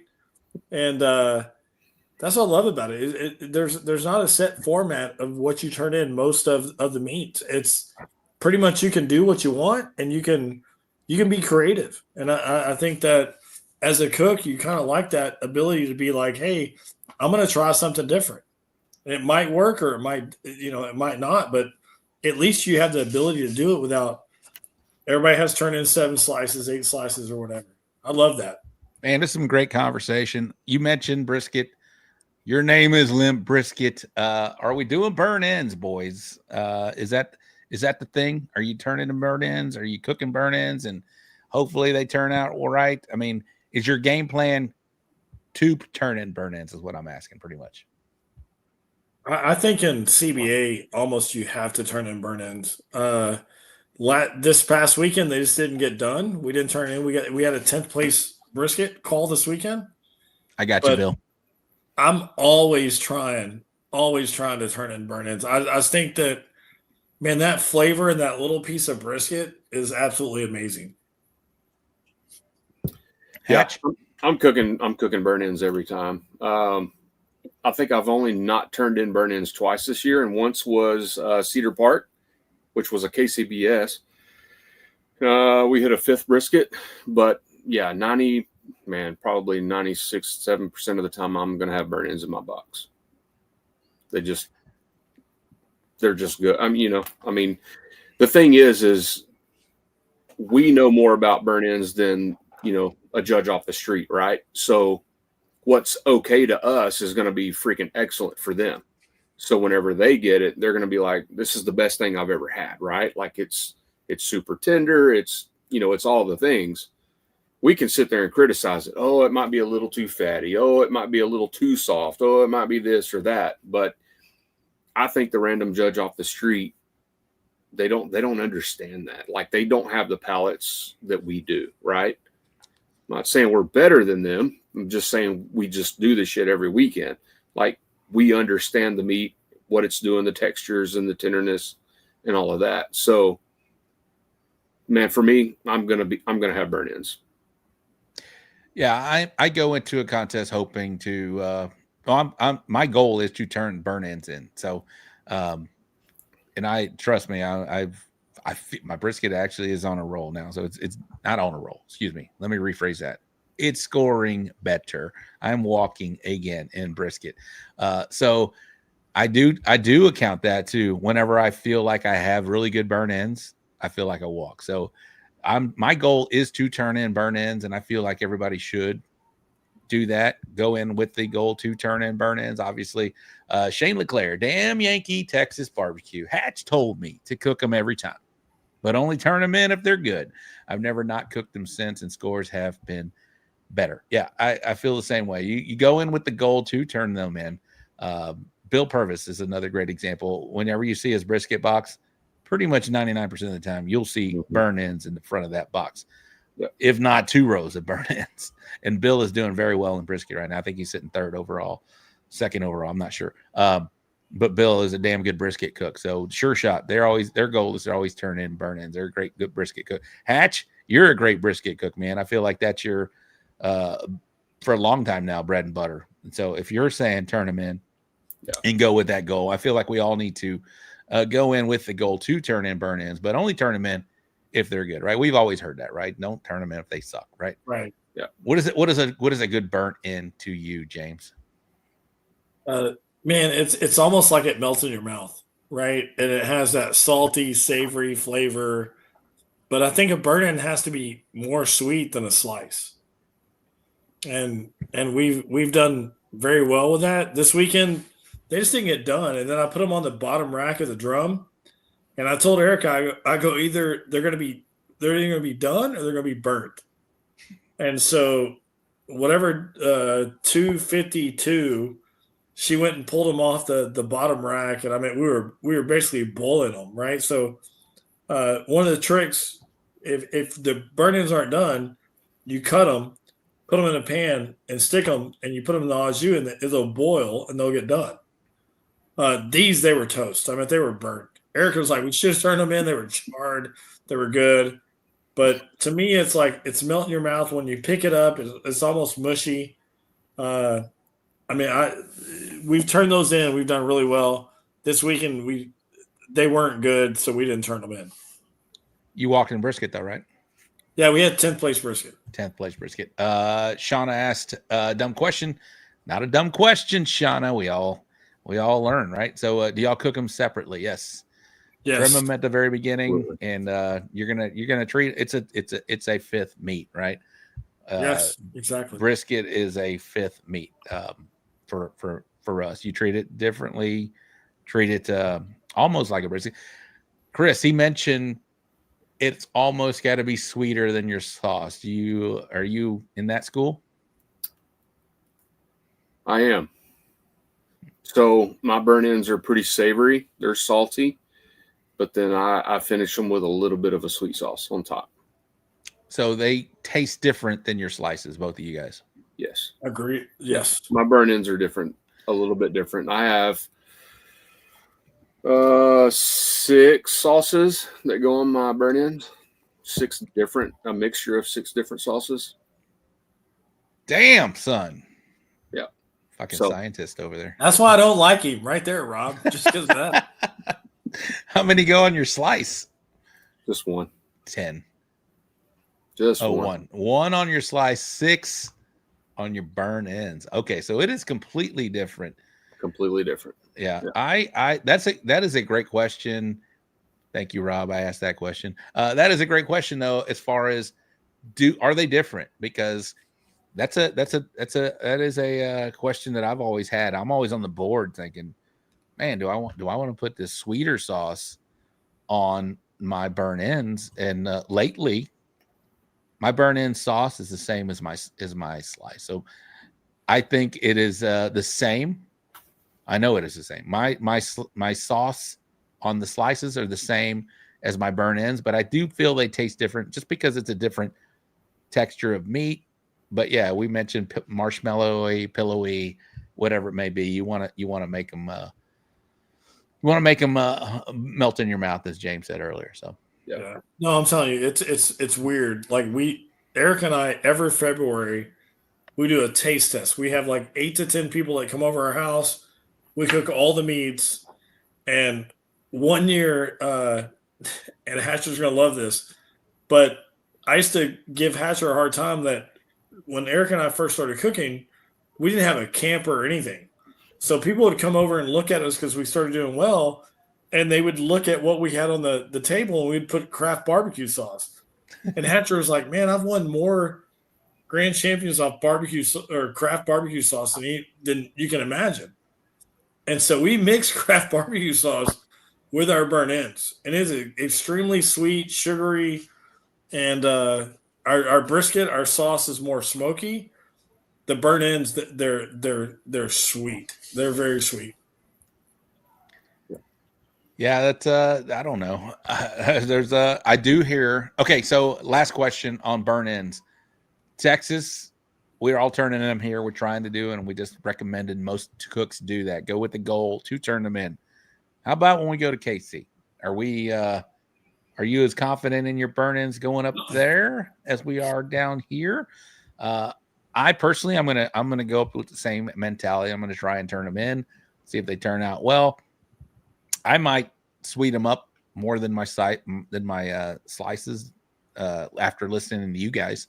I might do that, but I don't know yet until I get there. We'll see what the game plan is. But my goal is to turn in burn-ins when I go to KC this year. What about you guys? I mean, I'm going to cook them, right? I haven't cooked a whole lot of KCBS outside of Texas. I mean, I have, but not a lot. Texas, we've got first place brisket with and without burn-ins. But with that being said, if I cook the Royal this year, I'm going to run my profile. I'm not going to deviate. I'm not going to try to sweeten it up. I'm not going to try to make it more savory. I'm not going to do any of that. I'm going to run my profile. I'm going to run my program, what I know, and just see what happens. Yeah, and for me, I think the problem with Eric and I on KCBS is we've always tried to overcomplicate it, right? So we were like so worried about a texture mark and all that. And for anybody who's cooking the American roll, there's 500 something teams on the second night, 200 something teams on the first night. They're not all master judges. Like, cook your barbecue exactly the way, because I think that's where we've messed up in the past, is we always try to change everything on the texture. And if you're going out there and you're not doing anything, if you do anything different and you don't realize what you're doing different, and you're like, hey, I'm going to try to take my brisket to 210, 211, then all of a sudden, like, you have a tough brisket that the majority of the judges in the American roll, they're off the street. It's not like they're master judges. Like when Chris and I cooked last year at the Royal Oak Invitational, every judge there is a master judge, right? So you have to realize who the judges are, even in KCBS. And if you're cooking the American roll to where it's the majority of them are off the street, they give them a judging class that day, it's still going to be about barbecue. But at the Royal Oak Invitational, every one of them is a master judge, and you have to be on point. Would you agree with that, Chris? I do agree. Yep, 100%. Did we lose? Yeah, Rob stepped away for a second, but I'll jump in. I agree. Let's go ahead with Chris. Go ahead and wax poetic a little bit about with what he was talking about there until Rob comes back. Yeah. So I mean, honestly, I lost my train of thought. No, we were talking about the difference between like cooking at the Royal Oak Invitational, where every judge is a master judge, versus cooking at American Roll, to where a lot of those judges are coming off the street. Yeah, it's I've never done that, but yeah, you're right. That is a big deal to a lot of KCBS judges. To me, it doesn't bother me because we have judges off the street. So, for me, it doesn't really bother me as much, but I can understand a KCBS person, which is why a lot of judges or a lot of people that maybe don't want to come down to Texas because they feel like we don't have certified judges. I talked to Jen. Her event, the Danny Dietz Memorial Classic, is 100% certified. So, man, let's go. Bring it on. You know, like kind of to your point, James, whenever you go into an event like that, right? Like maybe the Open at the Royal, they don't have all certified judges. It kind of goes back to like talking to people here in Texas. You know, they're like, well, how do you know when 100%. To change, when to not, when to do this, when to that? Like for one, you need to be cooking quite often, right? Like a lot of us cook every weekend, every other, right? So we know mentally those tweaks that we need to be making. But at the same time, you don't want to start changing shit and tweaking stuff that you don't know that's going to work. Like you want to go into the Royal. I don't care if they're all master judges or if they're all off the street. Me personally, I'm going to go in the mindset of this is my program. This is my profile. I can tweak shit on the board. I'm going to run this, right? Like we all know how to fix stuff on the board. That's going to make or break you. I don't care what the judges are. I don't care if half of them are certified or not. I'm going to go in with a plan, and that plan is my every weekend profile or, program, and then make sure it's right on the board. If it's right on the board, texture, tenderness, like I said earlier, good barbecue is good barbecue. Doesn't matter where you are. As long as you nail those two, your texture, your tenderness, you're going to be okay. 100%. Go in with a plan, execute your plan is basically what you just said. Yep. So I did tease this. We're going to be talking to Riz, but we're an hour and a half in. This has been great, guys. We are providing a lot of information out there. You guys are amazing cooks, and I appreciate you guys spending your knowledge with the Gooder gang here. Ribs, couple quick questions. Sweet ribs or savory ribs right now in Texas? I'll let James. I think. Yeah, James has been killing. James and Eric have been doing a great job right now. So I think it's still heat, right? Like, I mean, we're cooking and we're putting a lot of black pepper on there. There's a lot of heat in our ribs. I think that during the winter months we were doing really good, and then as it started getting hotter, we kind of fell off, and then. Aaron Leslie, who told us a long time ago, when people start drinking cold beer and shorts get shorter, you add sodium. So about 4 weeks ago, we added more sodium in our injection, but our ribs still have pop at the end. It's spicy. It's not a sweet rib. I mean, it's savory, it's sweet, but it has a lot of back end heat on it. So heat, a little savory and sweet with a little back end heat. If you had a meter, is it sweet? Is it going savory? Where is it at? It's going heat. Like right now, sweet and savory is like you take a bite, but you have to have that. As Erica says, like, we're gonna spatula this biatch. That's what she says. And it's spicy. I mean, like you take a bite of our ribs and you taste it and you're like, okay, this is nice. But there's back end heat that, I mean, it's intense. Our back end heat on our ribs right now, we've ran it since I call it February. We've had 7 first place ribs. Yeah. Y'all are doing well. Back end heat. Man, you just burnt every palate of every judge's next weekend. Everybody's going to be. Well, that's what you want to do. Yeah. Lee Heckle told me a long time ago, you want to bomb. Yeah, you want to bomb everybody after you. So there's a lot of heat in our ribs. Seeing a bass boat go down the water and everything like that. Bass boating. Bass Bowden. Bass Bowden. Oh, and he nailed it. Oh, shit. Hashtag bass boat. Hashtag bass boating. There it is. He Bass calls boat. it bass boating. Bass boating? Bass boating. Yeah, no. How about you, Hatch? What you thinking, man? Man, I'm a more sweet, savory kind of guy. If I have any heat, there's a touch of heat on the back. Very, very, very light heat. But I'm a more sweet and a savory guy. I'm with you. I would say mine are leaning sweet, but they do have some heat on the back end. And they do have the bass boat, and I do use, and I say it all the time, chicken fried, rib grind. It just puts a great bass boat in what we try to do. And I like to have that pepper shine through my ribs. And they've done well in the past. They're doing well okay right now. But yeah, I feel like I'm not trying to kill the rest of the table, as Dodson said, but yeah, no, mine do have some heat on the back end. I think a good mixture is what you're aiming for. I think texture is a big part of this thing. Are you guys probing your ribs before you pull them from the cooking apparatus? No. Hatcher says no. How are you determining when to? Is it time? Is it feel? What are you doing here, Hatch? Yeah, so mine's time.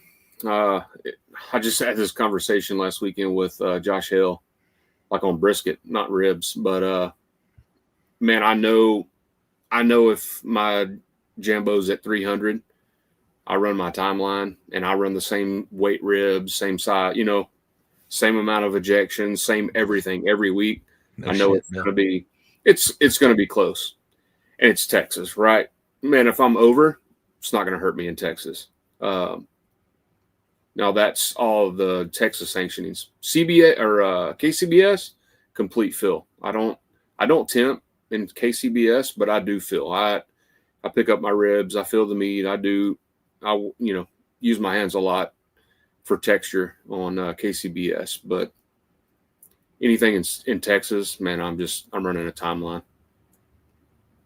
Yeah, we probe everything, and then it depends on how much phosphate you add, right? Like, I know people that add a quarter cup of phosphate to the rib injection, and they're pulling it at 208, 209. If you're not running phosphates, people pull it at 213, 214. Eric and I are kind of in the middle, but again, you want it to where it's almost falling off the bone, but not. But I mean, it depends totally on the phosphates. The first time Eric and I started playing with phosphates at a comp, I followed a recipe that on a class and put a quarter cup in there, and I kept probing it to where we're used to, 210, 211, 212, and that thing was mush. 208, it was done. And I know people that are doing really well in that Rib Cook-Off Association, they're pulling their spare ribs at 208. And it's not because of the texture. It's you have to realize how much phosphate you're adding to your ribs, because that will change the texture of your ribs at different temperatures. And I think people don't understand that. They inject it, they take the class, and they do that. At the end of the day, it still has to be it's not the whole KCBS to where you take a bite and it's there. It's a little bit more than that, but it's not much. It's crazy.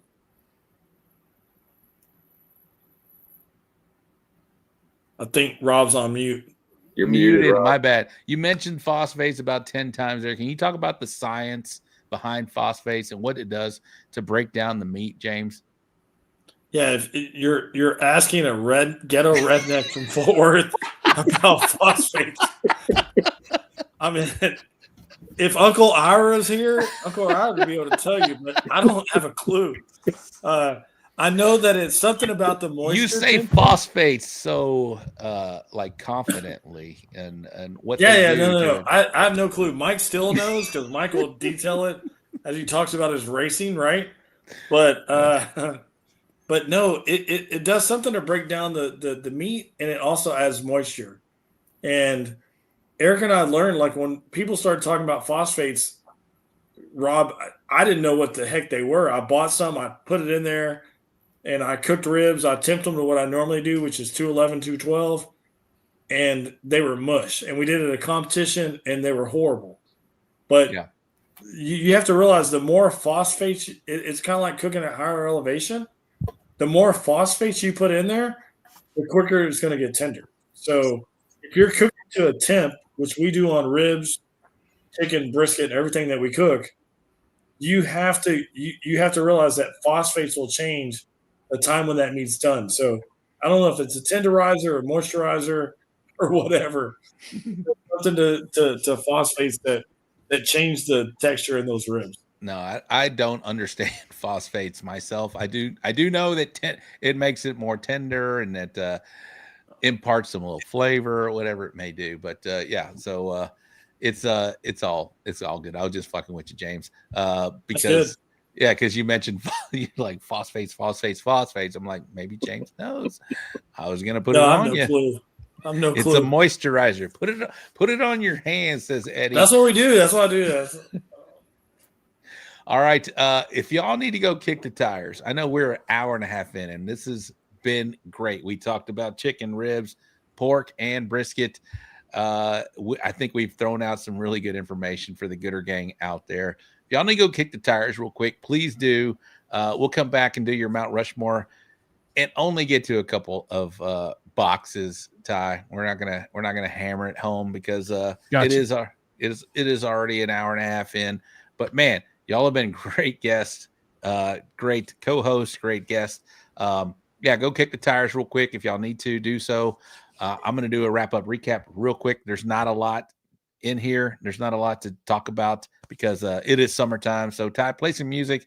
I will put some of these slides up real quick, and we'll get this done really quick. Upcoming events. Let's do this it. weekend in the Champions Barbecue Alliance 13th annual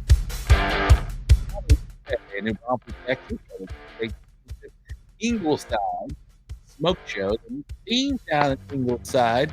That is also a state championship. I believe that is a first-year event, so they only need 15 if you're looking to do so.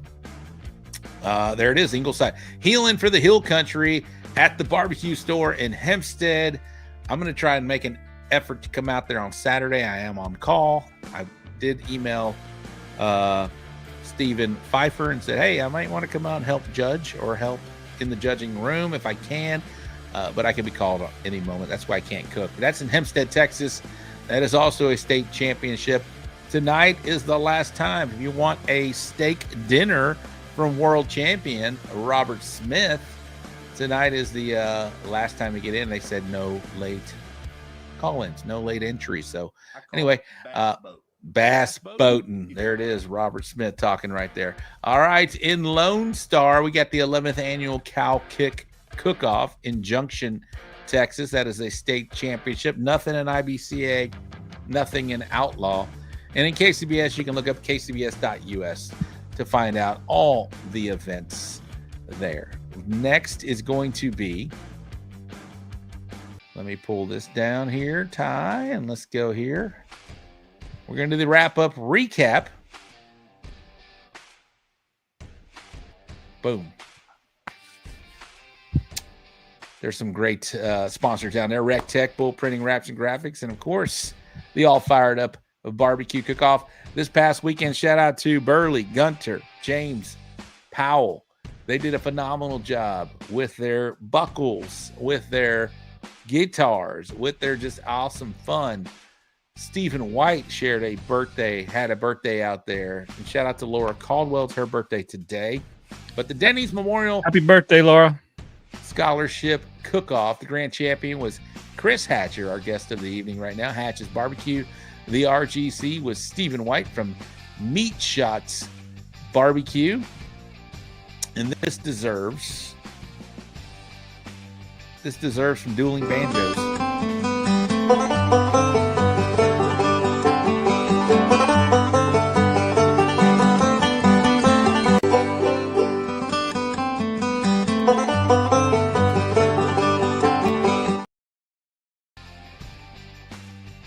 Joe's did a great job. Over in the IBCA, we have the Victoria API Roping and Cook-Off. Grand champion Michael Resty From Salty Dogs Cookers, the RGC was Ricky Garza, Jr. Double K Cookers.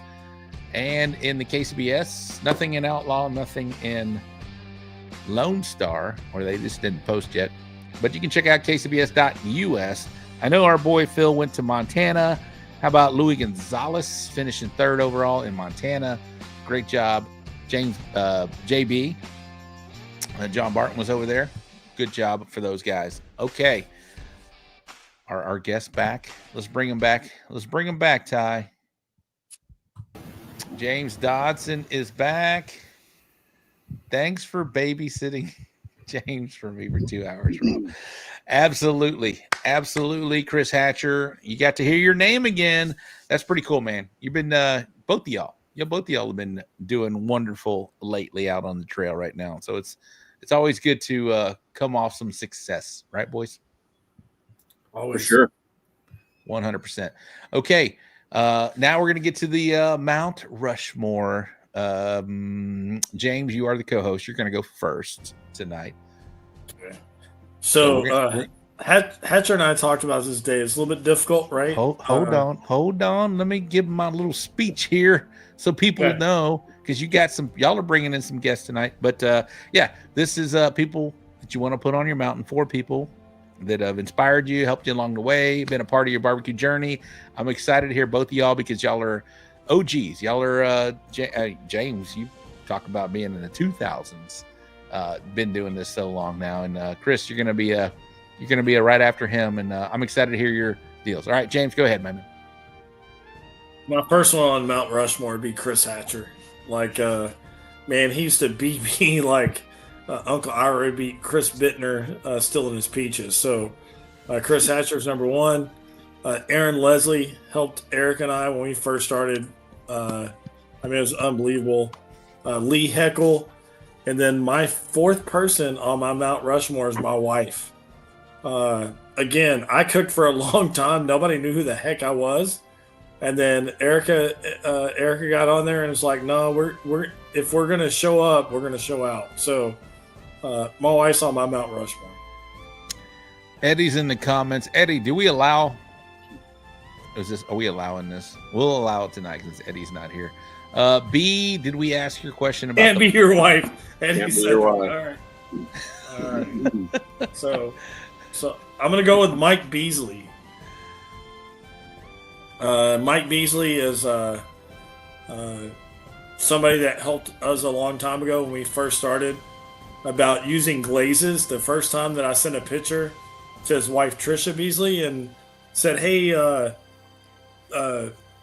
what do the ribs need?" And he was like, "What kind of glaze are you using?" And we had no clue what glaze was.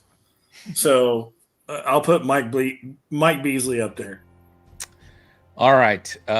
Since Eddie's chimed in, real quick, let's answer B's question. Is it possible to put the meat in the box without any foil? No. It has to have foil unfolded in the box. Yep. There you go. It's got to be on the bottom. Yep. All right. That was pretty much it. I got a question from Bill. We'll get to Bill there. Okay. Great Mount Rushmore. We didn't get his gift shop. Oh, did we get his gift shop? We did not get your gift shop. Yeah.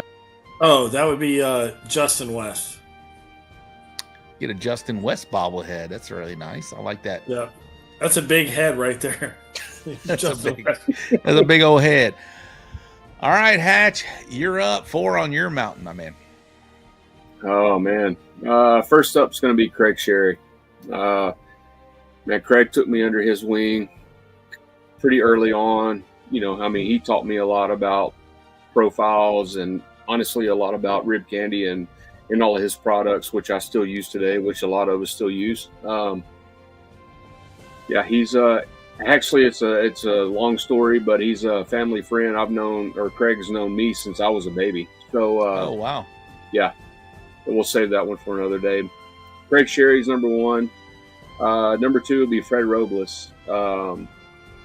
Man, I don't talk to Fred on a daily basis or very often at all, honestly.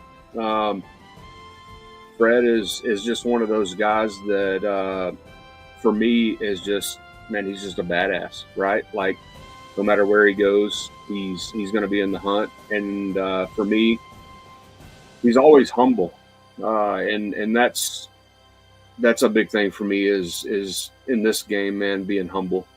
Because if you're not, you can be humbled pretty quick. Amen. Number 3 for me is going to be Jamie and Pam Gear. They've been big supporters of mine for years. Obviously, I cook on a Jambo, and I've cooked on Jambos for years. Jamie's helped me quite often, not just on his smokers, but just everything. Really, just cooking proteins and everything. Number 4 is going to be, I'm going to throw this name out. Maybe not a lot of people know him, but Ronnie Wade. Ronnie Wade is from Texas Hillsboro. legend. Yeah. He's from, I think, Hillsboro, him and Michelle Wade, which is an amazing cook in her own right. When I first started cooking, Ronnie was the man to beat in Texas, in North Texas. I don't know. The last I heard, he was over 110 GCs in Texas and beyond. Is that all? Yeah. No big deal, right? Right. Man, he was just he was one of those guys whenever I first started cooking that I wanted to be. Like when I pulled into a parking lot, and I don't do it often. I don't usually care who's in the parking lot. I'm going to go on my plan and I'm going to try to beat you. But he was always one of the guys that it was like, oh shit, Ronnie's here. You know what I mean? Like I want, if I do anything today, I want to beat Ronnie. Mm-hmm. Obviously, if you don't know Ronnie, he was super, super humble dude. He didn't say a lot about his profiles or any of that, but man, I watched him for many, many years kick the crap out of us. So I looked up to him a lot. Wonderful. That's a great list right there. Craig Sherry, Fred Robles, Jamie and Pam Gear, and of course Ronnie Wade. All right, who's in the gift shop? Who almost made it on the mountain, my man? Who's get the cool bobblehead? Man, it's gonna be my guy Matt Pittman. He's been one of my supporters from the beginning, and man, he's not a big comp guy anymore. He's a big backyard and football and all the other shit that he does. But man, he's always supported me and he's taken me to places and done things that's been pretty awesome. So that guy has done very well for himself, man. Matt Pittman. He's he appeared on Barbecue Pitmasters, finished dead last. I've heard him talk about this story. He finished dead ass last on the show, 3rd place is what it was. Yeah. But man, what he's done from that appearance on Barbecue Pitmasters has changed his life. It's really cool, man. He's done a great job, man. So shout out to Matt Pittman, and he's a gift shop. So first Matt Pittman mention, I believe, on the Mount Rushmores or gift shop, and he gets a nice cool bobblehead. He's probably got his own bobbleheads. You can buy him in his store. Yeah. With the Meat Church shirt and logo, obviously. All right, cool. All right, so next thing we do is the barbecue homies, which is what I love here. These are people that you talk to on a daily basis, or not daily basis, but when you're talking barbecue, you want this guy in maybe you want to set up next to this person or guy or gal, whoever it may be, but somebody that your barbecue homie, man, you want to hang out with, you want to be next to, you want to be a part of their barbecue journey as well. So who is that for you, James Dodson? It can't be your wife. No. Bobby Oliver. Twisted Oliver Barbecue. Yeah, he was on the show a couple weeks back. Yeah. Why, Bobby? Well, no, it's funny. Bobby and I send motivational messages every Saturday. We go to TikTok and find the stuff that goes, wake up, sunshine, or whatever. It's time to go kick some ass. We send motivational messages every time we cook. It's and we talk about how we're cooking, what we're doing.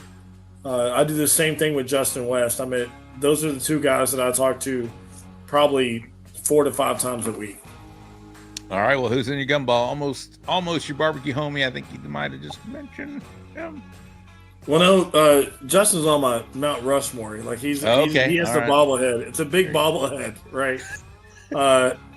who's in the The gumball? almost, yeah, the almost told me it would be Bud Brown, part of the Saginaw Mafia, like Smoking Buds.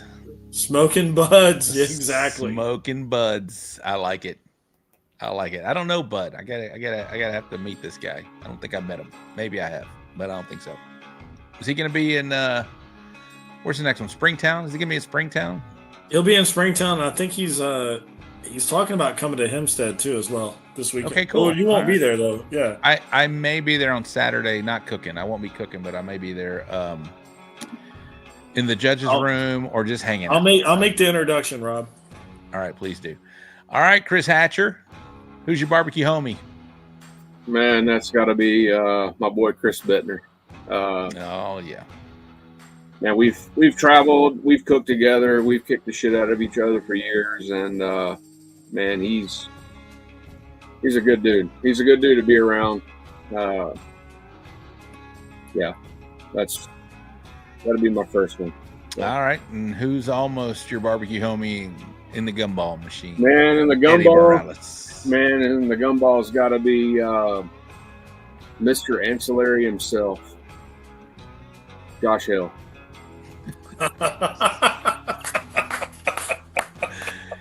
Mr. Mystery Meat. Mr. Mystery Meat, Josh Hale, Sure Shot Barbecue. Yeah. Yeah. Man, that dude, yeah, we talk, I mean, those two guys are pretty badass. I mean, we all have a lot of good friends. You know, we all talk to each other. But man, Josh, we talk about a lot more than just barbecue. We talk a lot about life, and man, him and his wife they're pretty kick-ass people. They're amazing people. Yeah, they've done a lot. They've done a lot for me in the short time that I've known them, and man, I owe a lot to them because they are pretty awesome people. They are amazing. I love the Hales, their whole family. And you can support young Lainey by buying some chocolates. $2 a bar, $60 a box. She's going to be in Hempstead. Support the Hales, young Lainey Hale, by buying some boxes of chocolate. That's what we do here. What about Chris's bouncy ball machine? No. I want to say, I just want to add, Eddie Morales started the whole buying a box of chocolates. He did. From Stacy this weekend. Yes, he did. He bought them all. He bought them all, and then I think Erica bought a box as well. So, and like we told Stacy, they're not going to finish last. I can promise you that. No, absolutely not. Hey, barbecue fam, let's go. Stacy will be in Hempstead. I'm sure she's going to bring some extra boxes. So I'll be there. I'm going to buy a box of chocolates. I really wanted some chocolate covered almonds because that's what I used to sell. Robert Smith took them all. And then the dark chocolate, Eddie came over the box and said, "Hey, we have all this chocolate." And Erica tried to take it and Eddie got mad. So fucking die. Yeah, I can't with the dark chocolate. Sorry. I'll buy it and I'll just donate it. But bring milk chocolate or chocolate covered almonds, please. Lainey, Miss Lainey Hale. All right. Guys, this has been a great show. Do y'all want to stick around for about 20 more minutes and do some rate my boxes, or are y'all ready to get the hell out of here? I know you have your in-laws, James Dodson. And no, somebody they already left. They were not impressed. They were not impressed with the show, Rob. It's kind of crazy. They're gone. And I love that Corby said, yeah, ultimate sacrifice, not hanging out with the in-laws. You know, I know. Oh, Ty? That's touchy. That's touchy. Hey, I want to represent Eddie Morales.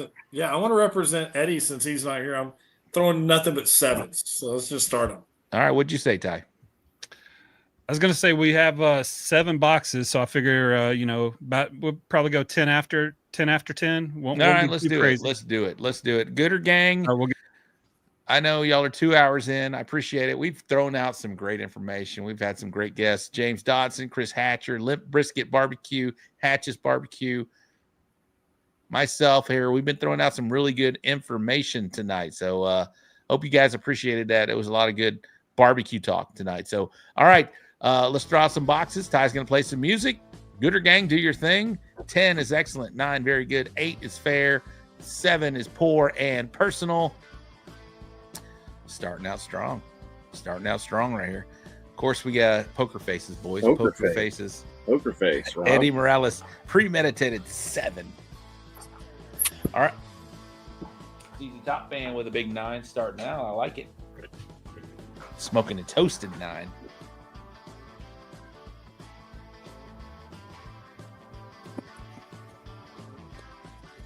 Steven Lozano with a big 9. Chase Vincent 9. You know, we're scoring this on a CBA scale, right? 9 is great in KCBS, but not tonight. Daddy Dutch 9. But I agree. All right, a lot of 9s in the house. Hatch, guest of the evening. I'll let you go first. Man, I'm gonna go with a 9. I don't really care for the layout, honestly. I mean, the color's great. Looks, bass boating. It looks good. Bass boating. Man, I don't know. I don't like the layout. Other than that, great chicken. 9. What's up, Cody? Cody Allenbar's in the house. What do you say, Ty? What do you say, Ty, since you're in here?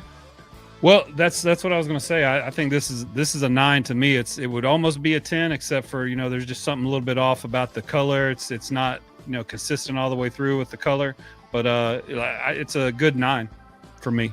I love the boxes and how the Gooder Gang's sending them in. Keep sending them in. They're getting better and better every week. Appreciate you. I love it.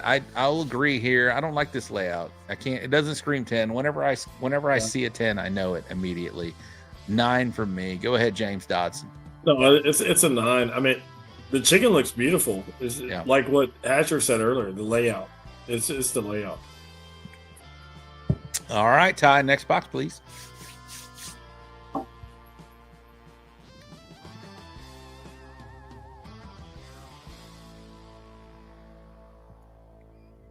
Poker face. It's probably first place somewhere.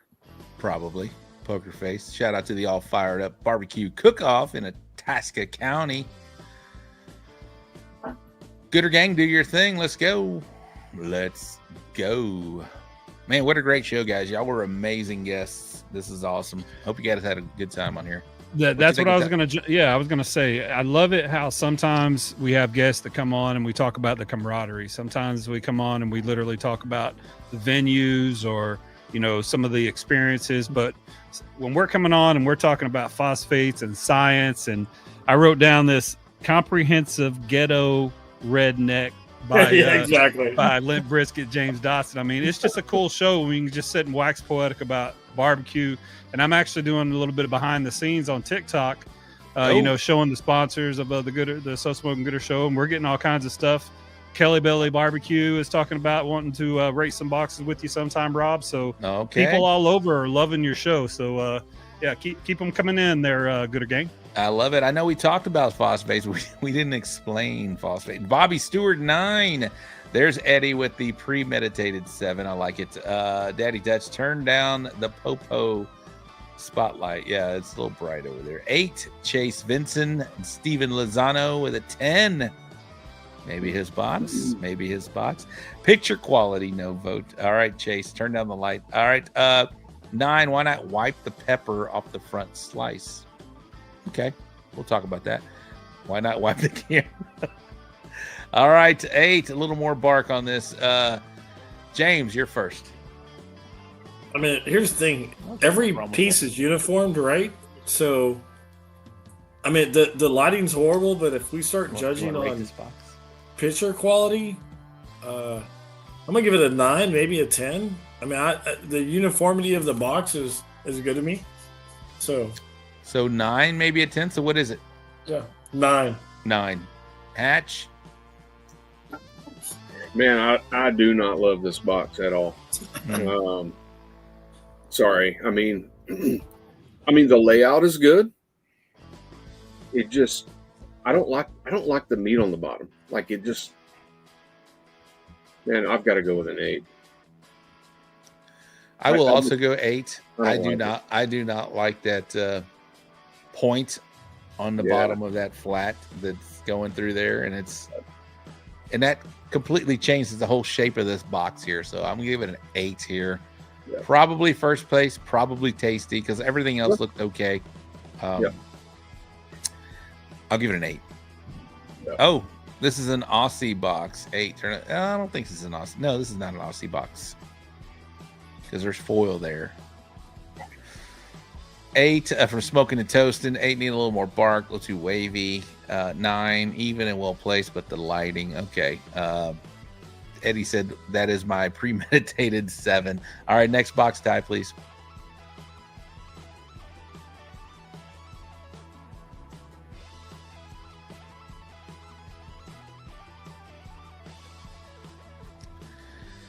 This is either a KCBS box or an unsanctioned box here.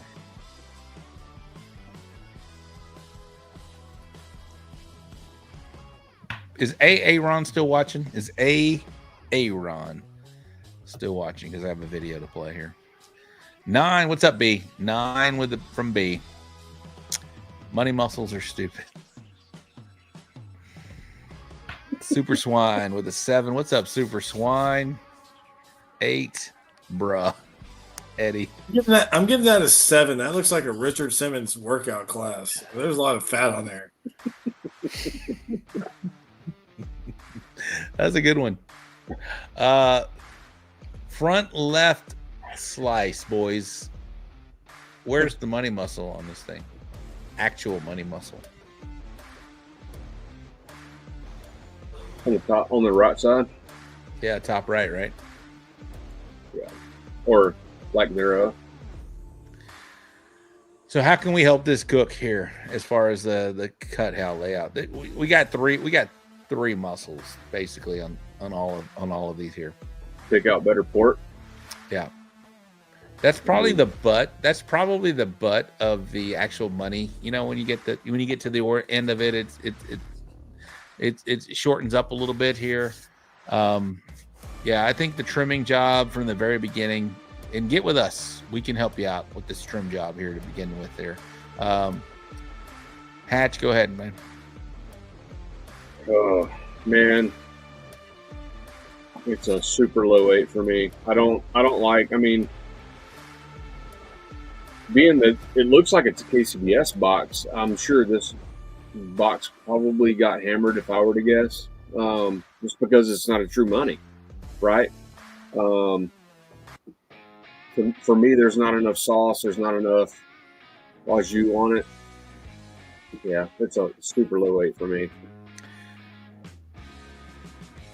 He mentioned not enough sauce. What do you think, James? Sauce enough? Not enough. Yeah, there's not enough. There's not enough sauce. All right, I'm gonna give it an 8. I don't like this at all. Honestly, I think we can help them. This judge here or this cook here.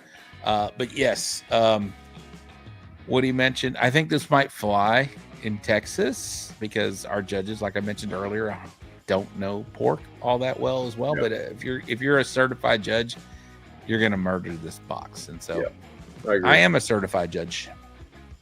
Next box, please, Ty.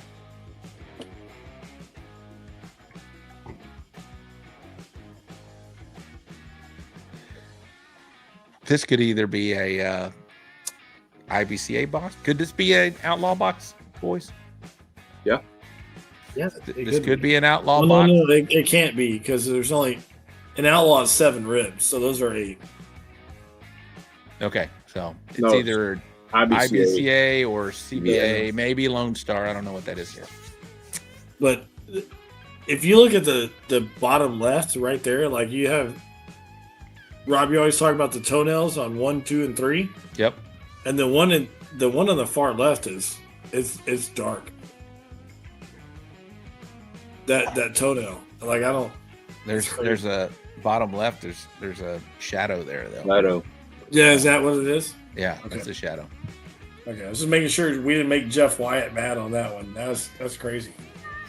Is this his box? No. No, I have no idea. Okay. There's no way. All right. We got a 10 from B7766 from Twitch. Thank you very much.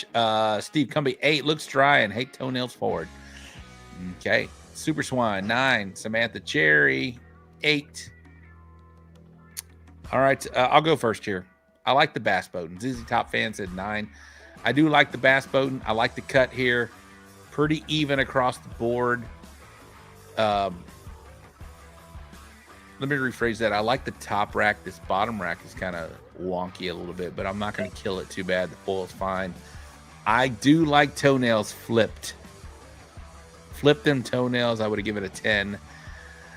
It's a low 9 for me on this one. Go ahead, James Dodson. No, Eddie Morales gave it an 8. That's the highest score I've ever seen Eddie Morales give anything. So I'm kind of shocked. This might be Eddie's box. Yeah, he gave himself an 8. I mean, if you're looking at uniformity, the one on the right, it's leaning way right. Like, I give it a low 8. We got Daddy Dutch 9, Chase 8, James Miller 9, Cody 8, Lozano 9, Morales 8.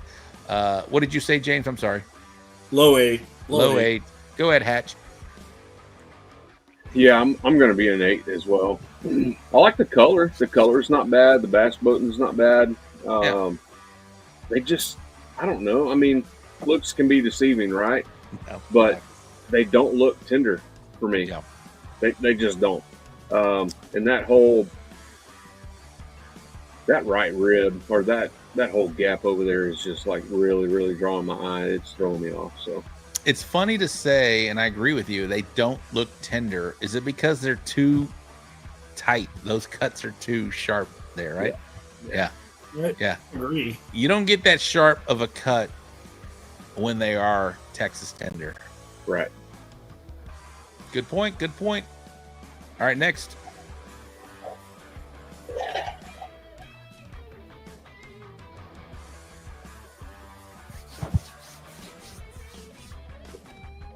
Look at this. This is somebody's artistic view of a chicken half.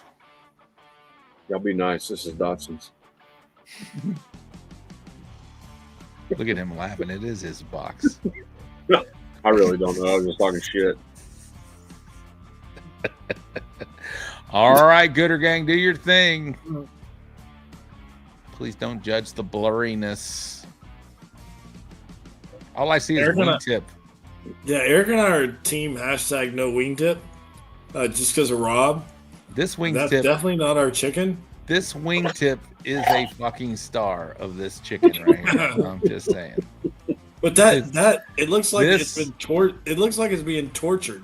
It looks like it's throwing gang signs down. Is what it looks like for me. It's like hashtag. It's been working out or something. Golly. Yeah. All right, Gooder Gang, do your thing. 8 from Samantha Cherry. Chase Vinson says 7. Lozano 8. I'll go Lone Star 3. Can you get a 3 on Lone Star? That's the biggest wingtip I've ever seen. Like, I don't know. That wingtip's overcompensating for something. I'm not sure. It's big. I'm giving that a 7. Personal 7. Hatch, go ahead, bro. Man, I don't like the color of it, honestly. It's just uneven. I don't know what the front of the box is. So it's hard for me to say whether to rotate it or not. But, man, stop zooming in on the damn wing. Like, take a picture of the whole thing. Man, it's a 7 for me. I mean, the breast looks like it's the smallest thing on the bird. Like the legs jacked up, the wings jacked up. The breast looks super tiny. So I'm a 7. Just the tip, just for a second. There's Turna in the house.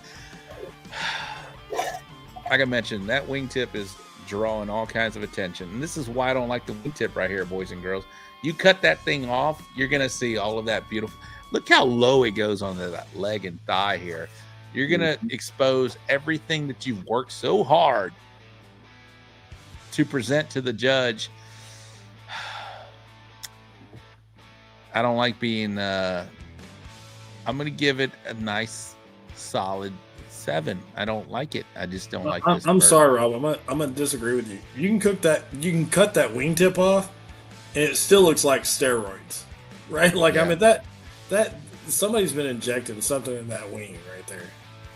Yeah. So I don't give 7s very often. This is a 7. Probably first place chicken.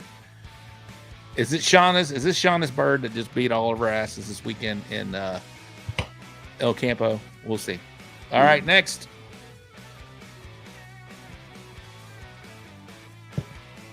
And how many do we have left, Ty? We've got 2 more boxes after this one. Okay. Y'all good with that, boys? All right, we're all good with that. All right, let's go. KCBS box here.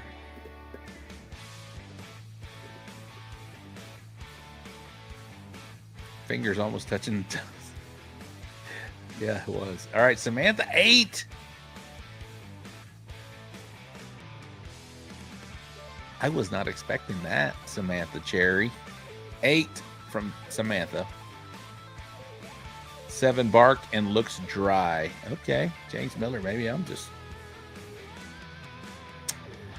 8 discolored Steve Cumby. Cook Shack Keating with an 8. Shout out to Cook Shack. If you're not following this man on social media, he's doing a great job. 8 needs some bass boating. Is it me or does this brisket make y'all want to play frisbee?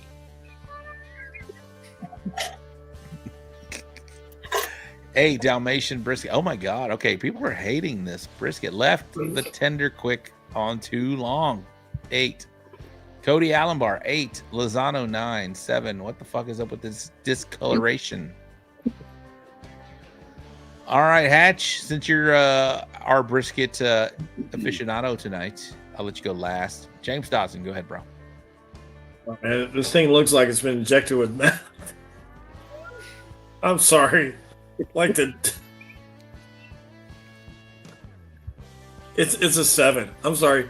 The discoloration on the whole right side, it looked like it was injected with meth or something. Like, yeah, Erica would slap me with a spatula if I turned that in. I'm just saying. This brisket here, it looks like it didn't learn its lesson the first time and got popped again on the right side on the top there. It talked back twice and got handed to it. There's some black eyes going on the right side of this brisket. However, let's talk about the actual box itself here. Kale's great. Putting green looks okay. Little hanging out there. Can do some trimming, just make it clean here. The layout of the brisket is almost perfect. I think it's all good. So I'm gonna give it an 8 for me. I can't give it a 7 like everybody else is. Go ahead, Hatch. Yeah, I'm the same. I think you can credit card those edges a little bit, clean them up. The layout's not bad. 100%. The layout's great. That's what I said. They got some great marks there for that. Yeah, the layout's good, but man, there's something going on with the texture of this brisket. I don't know how the grain, like, I don't know. There's something weird going on with the grain. That front slice on the left side is that little V in the center. Yeah, there. Yep. it's kind of gross, honestly. Yeah. And then I don't know. For me, I don't personally put fat on any of my slices. I know a lot of people do and do well.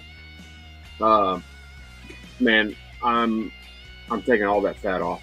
I'm going to clean that slice up. I'm going to make it straight, make it nice.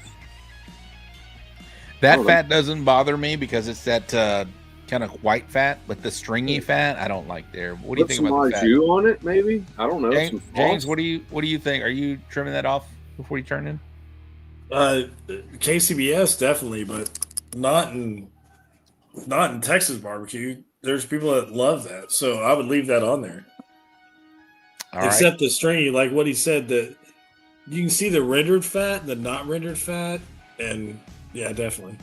Yeah, there is discoloration. Somebody mentioned tender quick. I see that as well. if you're going to use Tender Quick, if you're going to use it, I think a minute is at most what you want to do for that. So anything beyond a minute, take it off. So, and you know, the putting green looks good. I would still trim. There's some ones kind of hanging out a little bit. I would trim a little there. So just trying to help this cook out here. All right, next. My wife on the last one, yeah, the brisket, she brought up a good point. You can see the knife blades on there on the right side. Oh, this is Chase Vincent's, who's a damn good cook. So, oh, he's a great cook. So, nope, no Tender Quick. All right. It was a roughy week. I'm sorry, Chase. I love you, man. Now I know what you feel like, Eddie. I know what you feel like, man. Chase is sending some great brisket that we've loved. So, hey, maybe not. I like it. Maybe he's sending it in to get our opinion on it. All right, next. Not far. It's not far.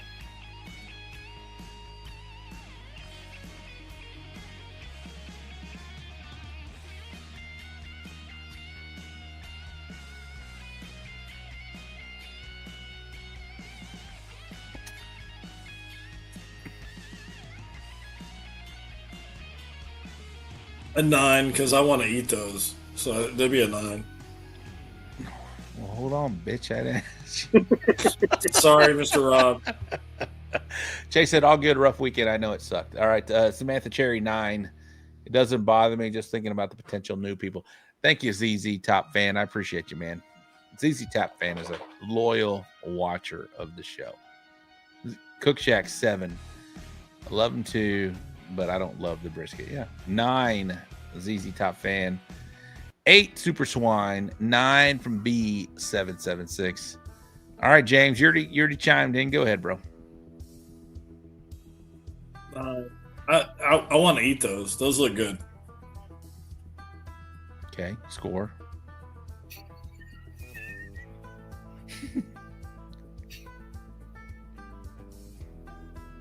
What's your score? 9.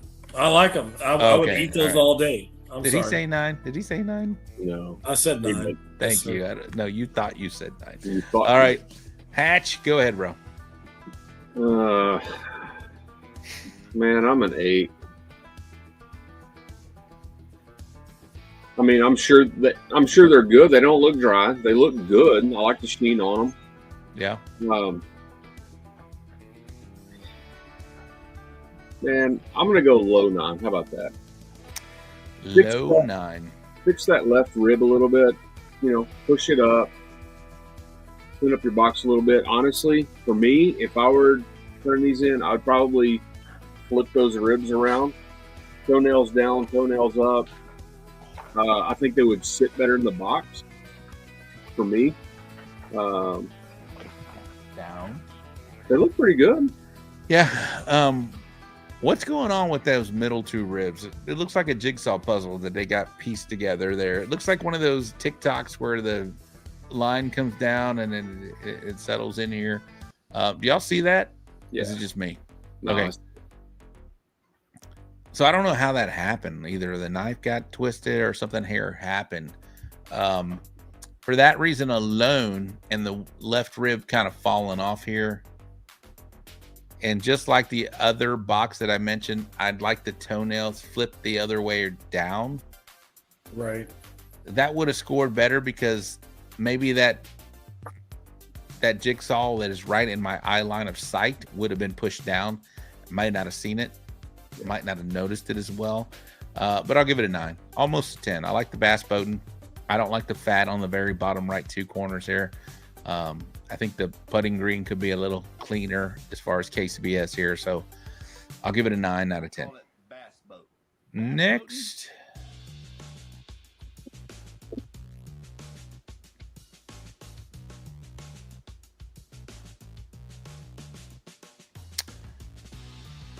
All right, this is Australasian Barbecue Society because I see the cardboard box.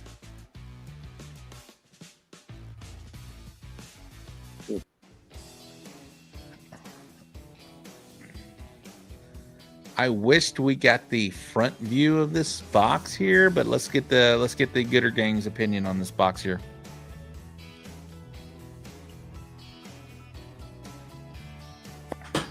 Man.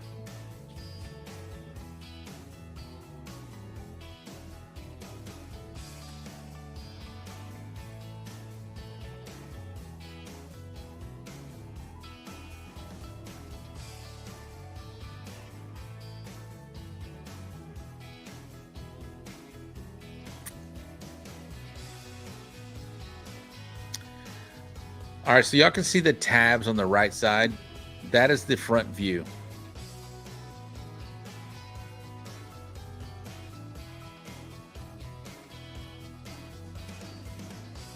All right, Gooder Gang chiming in right now. What's up, Scott Fish in the house? Thanks for chiming in. 10, Super Swine. 9, Samantha Cherry. Scott Fish, 8. Chase, 10. James Miller, 9. Gut Reaction, 10. From ZZ Top Fan. Lozano, 11. 10, Eddie Morales. 9.5, Bobby Stewart. James Ritchie, Beautiful Chicken, 10. Cook Shack, 8. I want to go last on this box. Who wants to go first? I'll go. Go ahead, Hatch. Man, I don't hate it. The color's good. I guess if you're going to turn it in like a, what would you call that? What do you call the leg and the thigh? A what? A quarter? Leg quarter? Yeah, quarter, I guess. Yeah. Yeah. I mean, the color's not bad. The layout's not bad if it was turned, obviously. But, oh, look at that. Oh, there we go, Ty. There we go, Ty. I think it could be baked on a little more. I'm not mad about it. I'll say 9. Dodson? I'd say a 9 too. The color's amazing. The only thing is that last leg quarter at the very end. Yeah, if they would have stuck that to where they hid the second one, I mean, that'd be a 10 all day. I mean, it's still something I want to eat. It's a 9 for me all day.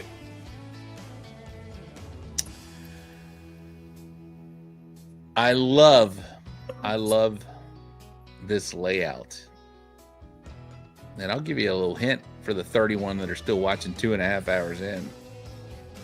I might turn this in. I might take a little note and do something like this here. I would, like James Dodson said, I would put that maybe they ran out of time or whatever it may be, but I love the first and second legs that are tucked in just like shoelaces. That third one is hanging out there. But man, I'm fine with the color. Somebody mentioned too much sauce. I would like a little bit baked in more sauce here. I like the bass boat in here. But my goodness, this is a great idea for chicken here.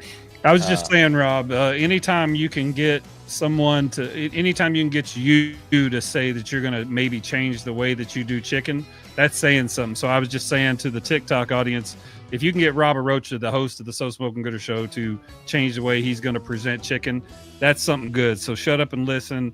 The rate my box portion of this show is amazing, and I appreciate everyone sending in the boxes. Yeah, and shout out to an Australian for giving us this idea. This is a great looking box. Every execution maybe not where it needs to be for me, but because it's giving me an idea, I'll give it a 10 here. Great job. All right, next, and this should be, was that it, Ty? That's all of them. That is all for tonight. Thank you very much. 2.5 hours. I said last show we're going to go an hour and a half and be our kind of goal to do that. But hey, James Dodson, Chris Hatcher, you guys have been great guests. Yeah, we provided a lot of great information. The Gooder Gang is better for it tonight because we've shared some really good stuff, man. We're all great cooks and we were all sharing. We're all trying to be helpful to everybody. And I think that's what people appreciate about people like James and Chris and myself. So I appreciate you guys as well being on the show. But James, before you get out of here, man, give some shout outs. please.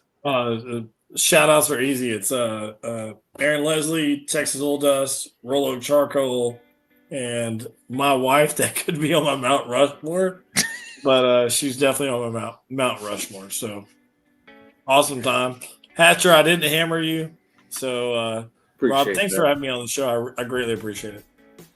100%, bro. And we'll get you on with Erica as a standalone show. Maybe Hatch will be the guest co-host at that time too. So Hatch, my man, go for it, my bro.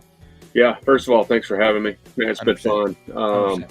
It's always good to come on here and talk barbecue. But yeah, I'd like to thank Roll Up Charcoal, man. Those guys are super supportive. LC Barbecue, Injections Rubs, man. They've been great to us as well as Meat Church and Matt Pittman. So really appreciate those people. Hey, 100%.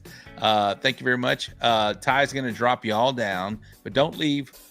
I want to say thank you to you personally before we get out of here. But next week on the show, real quick, I did put a video. Wait, bring them both back because I want their reactions to this. I don't know how it's going to play, but here we go. Here's a video that Aaron Leslie, he's in Georgia right now. He sent me this video. What's up, bitches? Aaron Leslie here with Texas Old Dust, and today you are watching the So Smoking Gooder Show out here in Augusta, Georgia, baby. The weather is awesome. The beer is cold, 29 degrees cold if you can't see that. So, guys, I got a surprise for you. Stay tuned. Here we go. Anytime you're ready. So, ladies, like going one to one and then I'm just going to, it's all three of y'all at the same time. Okay. Okay? So that's it. So just say your name and say, We're not doing like one, and then say that together? yeah, so say, Okay. I'm so-and-so, I'm so-and-so, I'm so-and-so, and hey, Rob, you're watching the So Smoking Gooder Show. Hey, Rob, you're watching the So Smoking Gooder Show. Go for it. Okay. Got it? Ready? Tell us when you're ready. Okay. Anytime, you just go. Hi, I'm Lily. I'm Elena. I'm Maya. And you're watching. watching. Hi, Rob. You're watching the So Smoking Gooder Show. Okay. I'm gonna fuck up. Okay, you started. Oh, fuck. Okay. Hi, okay. I'm Maya. I'm Elena. And I'm Lily. Hi, Rob. You're watching the So Smoking Gooder Show. Thanks a lot, Rob. I'm just gonna get punched in the face when I walk out of this room. That was good stuff. Because Nice Latina, dude. Like, you made me watch that. I'm joking, Rob. I'm joking. I made you watch it. Hey, you deserve to get your ass whooped for watching that, James Dodson.